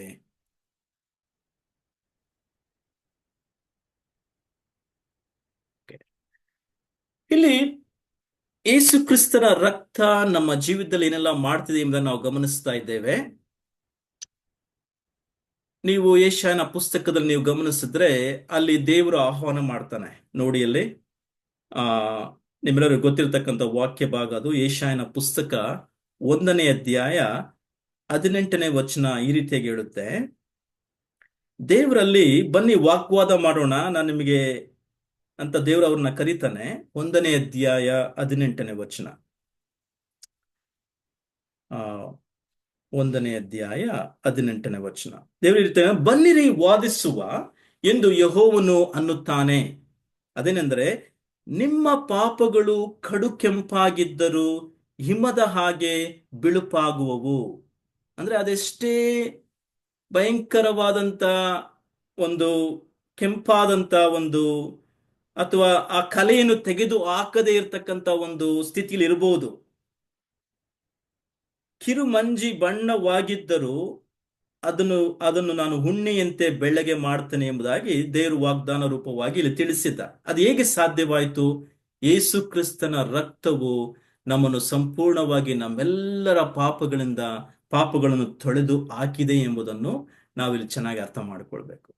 ಅಷ್ಟೇ ಅಲ್ಲದೆ ಈ ಆ ಪ್ರಕಟಣೆ ಪುಸ್ತಕದ ಒಂದು 12ನೇ ಅಧ್ಯಾಯಕ್ಕೆ ನೀವು ಬಂದ್ರೆ, ಪ್ರಕಟಣೆ ಪುಸ್ತಕದ 12ನೇ ಅಧ್ಯಾಯ ಎಲ್ಲ ಗಮನ ಕೊಟ್ಟು ಕೇಳಿ. ಒಂದು ವಿಷಯ ನಾನು ಸ್ಪಷ್ಟಪಡಿಸ್ಲಿಕ್ಕೆ ಇಷ್ಟಪಡ್ತಾ ಇದ್ದೇನೆ. ಯೇಸು ಕ್ರಿಸ್ತನ ರಕ್ತದ ಬಲ ಏನೆಂಬುದನ್ನು ನೀವು ಚೆನ್ನಾಗಿ ಅರ್ಥ ಮಾಡ್ಕೊಳ್ಬೇಕು. ಪ್ರಕಟಣೆಯ ಪುಸ್ತಕದ 12ನೇ ಅಧ್ಯಾಯಕ್ಕೆ ಬನ್ನಿ, 11ನೇ ವಚನ ಇಲ್ಲಿ ಗಮನಿಸಿ. ಅವರು ಅಂದ್ರೆ ವಿಶ್ವಾಸಿಗಳ ವಿಷಯವಾಗಿ, ಅವರು ಪ್ರಾಣದ ಮೇಲೆ ಪ್ರೀತಿಯನ್ನು ತೊರೆದು, ಇದು 7 ವರ್ಷಗಳ ಶ್ರಮ ಸಂಕಟಗಳ ದಿನಮಾನಗಳ ನಡೆಯುವಂತ ಸಂಗತಿ, ಪ್ರಾಣದ ಮೇಲೆ ಪ್ರೀತಿಯನ್ನು ತೊರೆದು ಮರಣಕ್ಕೆ ಹಿಂತೆಗೆಯದೆ ಯಜ್ಞದ ಕುರಿಯಾದ ತನ್ನ ರಕ್ತದ ಬಲದಿಂದಲೋ ತಮ್ಮ ವಾಕ್ಯದ ಬಲದಿಂದಲೋ ಅವನನ್ನು ಜಯಿಸುವರು. ಅಂದ್ರೆ ಸೈತಾನನನ್ನು ಜಯಿಸುವುದಕ್ಕೆ ದೇವರು ಕೊಟ್ಟಿರ್ತಕ್ಕಂಥದ್ದು ತನ್ನ ಸ್ವರಕ್ತ. ಯೇಸು ಕ್ರಿಸ್ತನು ಕೊಟ್ಟಿರ್ತಕ್ಕಂಥದ್ದು ತನ್ನ ಸ್ವರಕ್ತ ಎಂಬುದನ್ನು ನಾವು ಮರೆತೋಗ್ಬಾರ್ದು. ಒಬ್ಬ ವಿಶ್ವಾಸಿಯಾಗಿ ಪ್ರತಿಯೊಬ್ಬನು ತನ್ನ ಜೀವಿತದಲ್ಲಿ 3 ತರವಾದಂತ ವೈರಿಗಳನ್ನು ಪ್ರತಿದಿನ ಕಾಣ್ತಾನಂತೆ. ಮೊದಲನೇ ವೈರಿ ಶಾರೀರಿಕವಾದಂತ ವೈರಿ, 2ನೇ ವೈರಿ ಲೋಕ ಎಂಬತಕ್ಕಂಥ ವೈರಿ, 3ನೇ ವೈರಿ ಸೈತಾನ ಎಂಬತಕ್ಕಂಥ ವೈರಿ. ಶಾರೀರಿಕವಾದಂತ ಸಂಗತಿಗಳು, ಶರೀರದ ಆಶೆ, ಕಣ್ಣಿನ ಆಶೆ, ಡಾಂಬಿಕ ಜೀವಿತ ಅನೇಕ ಸಾರಿ ವೈರಿಯ ರೂಪದಲ್ಲಿ ನಮ್ಮ ಜೀವಿತದಲ್ಲಿ ಬಂದು ನಮ್ಮನ್ನು ದೇವರಿಂದ ದೂರ ಮಾಡುವುದಕ್ಕೂ, ವಾಕ್ಯದಿಂದ ದೂರ ಮಾಡುವುದಕ್ಕೂ, ಅನ್ಯೂನ್ಯತೆಯಿಂದ ದೂರ ಮಾಡುವುದಕ್ಕೂ ಅನೇಕ ಸಾರಿ ಪ್ರಯತ್ನಿಸ್ತವೆ. ಅನೇಕ ಸಾರಿ ಈ ಒಂದು ಲೋಕ ಎಂಬತಕ್ಕಂಥ ಆಕರ್ಷಣೀಯ ವೈರಿಯು ಕೂಡ ನಮ್ಮನ್ನು ದೇವರಿಂದ ದೂರ ಮಾಡಲಿಕ್ಕೆ ಪ್ರಯತ್ನಿಸ್ತವೆ. ಆದ್ರೆ ಎಲ್ಲದಕ್ಕಿಂತ ಹೆಚ್ಚಾಗಿ ಸೈತಾನ ಎಂಬತಕ್ಕಂಥ ಒಂದು ವೈರಿ ಇದ್ದಾನೆ. ಅವನು ನಮ್ಮನ್ನು ಅನೇಕ ಸಾರಿ ದೇವರಿಂದ ದೂರ ಮಾಡುವುದಕ್ಕೆ ಪ್ರಯತ್ನಿಸ್ತಾನೆ. ಅಂದ್ರೆ ಅನೇಕ ಸಂದಿಗ್ಧವಾದಂತ ಪರಿಸ್ಥಿತಿಗಳ ಮಧ್ಯದಲ್ಲಿ ನಾವು ಹಾದು ಹೋಗ್ಬೇಕಾಗುತ್ತೆ. ಆದ್ರೆ ಇದೆಲ್ಲದರ ಮಧ್ಯದಲ್ಲಿ ನಮಗೆ ಜಯ ಉಂಟು ಎಂಬುದನ್ನು ನಾವು ಅರ್ಥ ಮಾಡ್ಕೊಳ್ಬೇಕು. ಇವರು ಹೇಗೆ ಜಯ ಪಡ್ಕೊಳ್ತಾ ಇದ್ದಾರೆ? ಯಜ್ಞದ ಕುರಿಯಾದ ಆತನ ಬಲದ ಮೂಲಕವಾಗಿ, ಆತನ ರಕ್ತದ ಬಲದ ಮೂಲಕವಾಗಿ ಅವರು ಜಯವನ್ನು ಪಡ್ಕೊಳ್ತಾ ಇದ್ದಾರೆ. ಸೈತಾನನ ಮೇಲೆ ನಮಗೆ ಪ್ರತಿದಿನ ದೇವರು ಜಯವನ್ನು ಹೇಗೆ ಕೊಡ್ತಾನಂದ್ರೆ, ಯೇಸು ಕ್ರಿಸ್ತರು ನಮಗೋಸ್ಕರ ಸುರಿಸಿದಂತ ತನ್ನ ಸ್ವರಕ್ತದ ಮೂಲಕವಾಗಿ. ಚೆನ್ನಾಗಿ ಅರ್ಥ ಮಾಡ್ಕೊಳ್ಳೋಣ. ಇದು ನಮ್ಮ ಬಲದಿಂದ ಅಲ್ಲ, ನಮ್ಮ ಸಾಮರ್ಥ್ಯದಿಂದ ಅಲ್ಲವೇ ಅಲ್ಲ. ಇದು ಕೇವಲ ಯೇಸು ಕ್ರಿಸ್ತನ ರಕ್ತದ ಮೂಲಕವಾಗಿ ನಮಗೆ ಸೈತಾನನ ಮೇಲೆಯೂ ಕೂಡ ಜಯ ಉಂಟು ಎಂಬುದನ್ನು ಈ ವಾಕ್ಯ ಭಾಗ ನಮಗೆ ಸ್ಪಷ್ಟಪಡಿಸ್ತಾ ಇದೆ. ಇದೆಲ್ಲವನ್ನು ನಾನು ಯಾಕೆ ತೋರಿಸ್ತೆ ಅಂದ್ರೆ, ಎಫೆಸ ಪತ್ರಿಕೆಯ 1ನೇ ಅಧ್ಯಾಯ 7ನೇ ವಚನದ ಮೂಲಕವಾಗಿ ಆತನ ರಕ್ತದ ಮೂಲಕವಾಗಿ ನಮಗೆ ವಿಮೋಚನೆಯಾಗಿದೆ ಎಂಬುದಾಗಿ ನಾನು ತಿಳಿಸ್ತಾ, ಯೇಸು ಕ್ರಿಸ್ತನ ರಕ್ತ ನಮ್ಮ ಜೀವಿತದಲ್ಲಿ ಏನೆಲ್ಲ ಮಾಡಿದೆ ಎಂಬುದಾಗಿ ಈ ವಚನದ ಮೂಲಕವಾಗಿ ನಾನು ಯಾಕೆ ತಿಳಿಸ್ತೆ ಅಂದ್ರೆ, ಆತನ ರಕ್ತವು ತನ್ನ ಬಲವನ್ನು ಕಳಕೊಂಡಿಲ್ಲ. ಯೇಸು ಕ್ರಿಸ್ತನು ಇನ್ನೂ ಕೂಡ ವಿಶ್ವಾಸಿಗಳನ್ನು ಶುದ್ಧೀಕರಣಕ್ಕೆ ಒಳಪಡಿಸ್ತಾ ಇದ್ದಾನೆ ತನ್ನ ರಕ್ತದ ಮೂಲಕವಾಗಿ. ಯೇಸು ಕ್ರಿಸ್ತನು ಇನ್ನೂ ಕೂಡ ಪಾಪಿಗಳನ್ನು ತನ್ನ ಕಡೆಗೆ ತನ್ನ ಸ್ವರಕ್ತದ ಮೂಲಕವಾಗಿ ಪಾಪಿಗಳನ್ನು ತನ್ನ ಕಡೆಗೆ ತೆಗೆದುಕೊಂಡು ಬಂದು ಅವರ ಪಾಪಗಳನ್ನು ಸಂಪೂರ್ಣವಾಗಿ ಶುದ್ಧಿ ಮಾಡ್ತಾ ಇದ್ದಾನೆ. ಯೇಸು ಕ್ರಿಸ್ತನ ರಕ್ತವು ತನ್ನ ಬಲವನ್ನು ಕಳಕೊಂಡಿಲ್ಲ ಎಂಬುದಾಗಿ ನಾನು ಸ್ಪಷ್ಟವಾಗಿ ಹೇಳಲಿಕ್ಕೆ ಇಷ್ಟಪಡ್ತೇನೆ. ಚರಿತ್ರೆಯಲ್ಲಿ ಒಂದು ಸಂಗತಿ ನಾನು ತಿಳಿಸ್ಲಿಕ್ಕೆ ಇಷ್ಟಪಡ್ತೇನೆ. ಒಬ್ಬ ದೊಡ್ಡ ಅಂದ್ರೆ ನಮಗೆ ಒಂದು ಸುಧಾರಣೆ ಎಂಬುದಾಗಿ 16ನೇ ಶತಮಾನದಲ್ಲಿ ಪ್ರೊಟೆಸ್ಟೆಂಟ್ ಸುಧಾರಣೆ ಎಂಬುದಾಗಿ ನಾವು ಅನುಭವಿಸಿದ್ವಿ. ಅಂದ್ರೆ ರೋಮನ್ ಕ್ಯಾಥಲಿಕ್ ಎಂಬ ಸಭೆಯ ಒಂದು ದುರ್ಬೋಧನೆಗಳಿಂದ ಅಥವಾ ಅವರ ಆಳ್ವಿಕೆಯಿಂದ, ಅವರ ಒಂದು ನಿಯಂತ್ರಣದಿಂದ ತಪ್ಪಿಸಿಕೊಂಡು ನಿಜವಾಗಿಯೂ ದೇವರ ವಾಕ್ಯವನ್ನು ಸರಿಯಾಗಿ ಅರ್ಥ ಮಾಡಿಕೊಂಡು ಅದರಲ್ಲಿರ್ತಕ್ಕಂಥ ಸತ್ಯತೆಯನ್ನು ಜನರಿಗೆ ತಲುಪಿಸಬೇಕು ಎಂಬುದಾಗಿ ಒಬ್ಬ ವ್ಯಕ್ತಿ ತನ್ನ ಅಧ್ಯಯನದಲ್ಲಿ, ಅವನ ಹೆಸರು ಮಾರ್ಟಿನ್ ಲೂಥರ್ ಎಂಬುದಾಗಿ, ಅವನ ಅಧ್ಯಯನ ಮಾಡ್ತಾ ಇದ್ದಾನೆ. ಅವನ ಅಧ್ಯಯನ ಮಾಡುವಾಗ ಈ ರೋಮಾಪುರದವರೆಗೆ ಬರೆದ ಪತ್ರಿಕೆಯನ್ನು ಶ್ರೇಷ್ಠವಾಗಿ ಅಧ್ಯಯನ ಮಾಡ್ತಾ ಇದ್ದಾನೆ. ಅಲ್ಲಿ ದೇವರು ಅವನಿಗೆ ಅನೇಕ ಸಂಗತಿಗಳನ್ನು ಗೋಚರಪಡಿಸ್ತಾ ಇದ್ದಾನೆ. ಇವೆಲ್ಲವನ್ನು ಒಂದೊಂದು ಕಡೆ ಅವನು ಒಂದೊಂದೇ ಸ್ಟೇಟ್ಮೆಂಟ್ಗಳನ್ನು ಬರಿತಾ ಇದ್ದಾನೆ. ತಕ್ಷಣ ಒಂದು ಕಡೆ, ಇದು ಚಾರಿತ್ರಿಕವಾಗಿ ಆ ವ್ಯಕ್ತಿಯೇ ಹೇಳಿಕೊಂಡಂತ ಒಂದು ಸಂಗತಿ ತನ್ನ ಬುಕ್ ನಲ್ಲಿ ಬರೆದಿದ್ದಾರೆ ಅವರು. ಅವನು ದೇವರ ವಾಕ್ಯವನ್ನು ಧ್ಯಾನ ಮಾಡಿ ಏನೆಲ್ಲ ನಮಗೆ ಬಿಡುಗಡೆ ಉಂಟಾಗಿದೆ ಎಂಬುದಾಗಿ, ಯೇಸು ಕ್ರಿಸ್ತನ ರಕ್ತದ ಮೂಲಕವಾಗಿ ಏನೆಲ್ಲ ನಮಗೆ ಆಗಿದೆ ಎಂಬುದಾಗಿ ಅವನು ಧ್ಯಾನ ಮಾಡ್ತಾ ಇರುವಾಗ, ಇನ್ನೊಂದು ಕಡೆ ಸೈತಾನನು ಒಂದು ದೊಡ್ಡ ಪಟ್ಟಿಯನ್ನೇ ಅವನಿಗೆ ತೋರಿಸ್ತಾನಂತೆ. ಮಾರ್ಟಿನ್ ಲೂಥರ್, ನಿನ್ನ ಹಳೆ ಜೀವಿತ ನೋಡಿದೀಯಾ? ನೋಡಿ, ನೀನು ಇಷ್ಟೆಲ್ಲ ಪಾಪಗಳನ್ನು ಮಾಡಿದೆ ಎಂಬುದಾಗಿ ಒಂದು ದೊಡ್ಡ ಪಟ್ಟಿಯನ್ನೇ ತೋರಿಸ್ತಾನೆ. ಆ ಸಂದರ್ಭದಲ್ಲಿ ಇವನ್ ತಲೆ ಕೆಡಿಸ್ಕೊಳ್ತಾ ಇಲ್ಲ, ಬರಿತಾ ಇದ್ದಾನೆ. ದೇವರ ಅಮೂಲ್ಯವಾದಂತ ಶ್ರೇಷ್ಠವಾದಂತ ಆತನ ರಕ್ತದ ಬಲ ಎಷ್ಟು ಬಲವಾಗಿದೆ ಎಂಬುದನ್ನು ಬರಿತಾ ಇದ್ದಾನೆ. ಮತ್ತೆ ಸೈತಾನನು ಇನ್ನೊಂದು ಕಡೆ ಅವನ ಏಕಾಗ್ರತೆಯನ್ನು ಕೆಡಿಸಬೇಕು ಎಂಬುದಾಗಿ ಪ್ರಯತ್ನ ಮಾಡಿ ಆ ಪಟ್ಟಿಯನ್ನು ಇನ್ನೂ ದೊಡ್ಡದಾಗಿ ಮಾಡ್ತಾನೆ. ಅವನ ಮುಂದೆ ಇರತಕ್ಕಂಥ ಪಾಪದ ಪಟ್ಟಿ ದೊಡ್ಡದಾಗಿ ಮಾಡಿ, ನಿನ್ನ ಹಳೆ ಜೀವಿತ ಈ ರೀತಿಯಾಗಿತ್ತು, ಇಷ್ಟೆಲ್ಲ ಪಾಪ ಮಾಡಿದೆ, ಇಷ್ಟೆಲ್ಲ ದೋಷಗಳು ನಿನ್ನಲ್ಲಿ ಕಂಡು ಬಂದಿದ್ದಾವೆ ಎಂಬುದಾಗಿ ಅವನು ದೂರು ತಿಳಿಸ್ತಾ ಇದ್ದಾನೆ. ಒಂದು ಕಡೆ ಅವನು ದೂಷಕ ಎಂಬುದಾಗಿ ಕೂಡ, ಸೈತಾನನು ದೂಷಕ ಎಂಬುದನ್ನು ಕೂಡ ನೀವು ಅರ್ಥ ಮಾಡಿಕೊಳ್ಬೇಕು. ದೇವರ ಸಮಕ್ಷಮದಲ್ಲಿ ದೇವರ ಮಕ್ಕಳ ವಿಷಯವಾಗಿ ಯಾವಾಗಲೂ ದೂರು ಮಾಡುವಂತ ಒಬ್ಬ ದೂಷಕ. ಸೊ ಇಲ್ಲಿ ಅವನು ಒಂದು ಕಡೆ ಸೈತಾನನು ಎಲ್ಲಾ ಪಟ್ಟಿಗಳನ್ನು ತನ್ನ ಮುಂದೆ ಇಟ್ಕೊಂಡಿದ್ದಾನೆ. ಅಂದ್ರೆ ಮಾರ್ಟಿನ್ ಲೂಥರ್ ಎಂಬತಕ್ಕಂಥ ವ್ಯಕ್ತಿ ತನ್ನ ಜೀವಿತದಲ್ಲಿ ಮಾಡಿರ್ತಕ್ಕಂಥ ಎಲ್ಲಾ ಪಟ್ಟಿಗಳನ್ನು ತೋರಿಸ್ತಾ ಇದ್ದಾನೆ. ಇನ್ನೊಂದು ಕಡೆ ಮಾರ್ಟಿನ್ ಲೂಥರ್ ತನ್ನ ಏಕಾಗ್ರತೆಯನ್ನು ಕಳಕೊಳ್ಳದೆ ದೇವರ ವಾಕ್ಯಗಳನ್ನೇ ಧ್ಯಾನ ಮಾಡ್ತಾ, ಅವನ ಪಕ್ಕದಲ್ಲಿ ಒಂದು ಇಂಕ್ ಬಾಟಲ್ ಇತ್ತು. ಆ ಇಂಕ್ ಬಾಟಲ್ ಅನ್ನು ತೆಗೆದುಕೊಂಡು ನೇರವಾಗಿ ಆ ಒಂದು ಪಟ್ಟಿಯ ಮೇಲೆ ಅವನು ಚೆಲ್ತಾನೆ. ನೀನೇನೆಲ್ಲ ಪಟ್ಟಿಯನ್ನು ತೋರಿಸ್ತಾ ಇದೆಯೋ ಆ ಪಟ್ಟಿಯ ಮೇಲೆ ಅವನು ಚೆಲ್ಲುವುದರ ಮೂಲಕ ಈ ರೀತಿಯಾಗಿ ಹೇಳ್ತಾನೆ, ಈಗ ನನ್ನ ಹಳೆಯ ಜೀವಿತದಲ್ಲಿ ಏನೆಲ್ಲಾ ಪಾಪಗಳು, ದೋಷಗಳು ಕಂಡು ಬಂದಿರಬಹುದು, ಆದ್ರೆ ಯೇಸು ಕ್ರಿಸ್ತನ ರಕ್ತವು ಆ ಎಲ್ಲಾ ಪಾಪಗಳನ್ನು ಸಂಪೂರ್ಣವಾಗಿ ಪರಿಹಾರ ಮಾಡಿದೆ. ಯೇಸು ಕ್ರಿಸ್ತನ ರಕ್ತದ ಮೂಲಕವಾಗಿ ನನ್ನ ಮನಸ್ಸಾಕ್ಷಿ ಸಂಪೂರ್ಣವಾಗಿ ಶುದ್ಧವಾಗಿದೆ ಎಂಬುದಾಗಿ ಅವನು ಹೇಳ್ತಾನೆ. ಯೇಸು ಕ್ರಿಸ್ತನ ರಕ್ತವು ನಮ್ಮನ್ನು ಸಕಲ ಪಾಪಗಳಿಂದ ಪರಿಹಾರ ಮಾಡಿದೆ ಎಂಬುದಾಗಿ. ಸೊ ಇಲ್ಲಿ ಪೌಲ ಎಫೇಸ 1:7 ಮೂಲಕವಾಗಿ ನಮಗೆ ತಿಳಿಸುವಾಗ, ಆತನ ತನ್ನ ರಕ್ತವನ್ನು ಸುರಿಸಿದ್ರಿಂದ ನಮ್ಮ ಅಪರಾಧಗಳು ಪರಿಹಾರವಾಗಿದೆ ಮತ್ತು ನಮಗೆ ಬಿಡುಗಡೆಯಾಗಿದೆ ಎಂಬುದಾಗಿ ಹೇಳುವಾಗ, ನಾವು ಒಂದು ಮನವರಿಕೆಗೆ ಬರಬೇಕು. ನಾವು ನಿಜವಾಗಿಯೂ ಆ ಯೇಸು ಕ್ರಿಸ್ತನ ರಕ್ತದ ಮೂಲಕವಾಗಿ ತೊಳೆಯಲ್ಪಟ್ಟಿದ್ದೇವೆ, ದೇವರ ಮಕ್ಕಳಾಗಿದ್ದೇವೆ ಮತ್ತು ಇನ್ನೂ ತೊಳೆಯಲ್ಪಡುತ್ತಾ ಇದ್ದೇವೆ. ಅಂದ್ರೆ ಇನ್ನೂ ಶುದ್ಧೀಕರಣ ನಮ್ಮ ಜೀವಿತದಲ್ಲಿ, ಮಾನಸಾಂತರದ ಒಂದು ದೈನಂದಿನ ಮಾನಸಾಂತರದ ಶುದ್ಧೀಕರಣ ನಮ್ಮೆಲ್ಲರಿಗೂ ಅವಶ್ಯವಾಗಿದೆ ಎಂಬುದನ್ನು ನಾವು ಮರೆತು ಹೋಗಬಾರದು. ಸೊ ಇದು ಯೇಸು ಕ್ರಿಸ್ತನ ರಕ್ತದ ಶ್ರೇಷ್ಠತೆ ಎಂಬುದಾಗಿ ನಾನು ಹೇಳಲಿಕ್ಕೆ ಇಷ್ಟಪಡ್ತೇನೆ. ಈಗ ಈ ರಕ್ತದಿಂದ ನಮಗೆ ಏನು ಕೊಡಲ್ಪಟ್ಟಿದೆ ಅಥವಾ ಫಲಿತಾಂಶ ಏನು ಎಂಬುದನ್ನು ಇದೇ 7ನೇ ವಚನದಲ್ಲಿ ನಮಗೆ ತಿಳಿಸ್ತಾನೆ. ಅದಂದ್ರೆ ನಮ್ಮ ಅಪರಾಧಗಳು ಪರಿಹಾರವಾಗಿದೆ. ನೋಡಿ, ವಾಕ್ಯ ಭಾಗದಲ್ಲಿ 7ನೇ ವಚನದಲ್ಲಿ ನಮ್ಮ ಅಪರಾಧಗಳು ಪರಿಹಾರವಾಗಿದೆ ಅಥವಾ ಪಾಪ ಕ್ಷಮಾಪಣೆ ನಮಗೆ ಕೊಡಲ್ಪಟ್ಟಿದೆ. ತನ್ನ ರಕ್ತದ ಮೂಲಕವಾಗಿ ಪಾಪ ಕ್ಷಮಾಪಣೆ ನಮಗೆ ಕೊಡಲ್ಪಟ್ಟಿದೆ ಎಂಬುದನ್ನು ನಾವಿಲ್ಲಿ ಚೆನ್ನಾಗಿ ಅರ್ಥ ಮಾಡಿಕೊಳ್ಬೇಕು. ನೋಡಿ, ಸ್ನಾನಿಕನಾದಂತ ಯೋಹಾನನು ಕಳಿಸಲ್ಪಟ್ಟಿದ್ದು ಪಾಪ ಕ್ಷಮಾಪಣೆಯ ಸುವಾರ್ತೆ ಸಾರೋದಕ್ಕೋಸ್ಕರವಾಗಿ.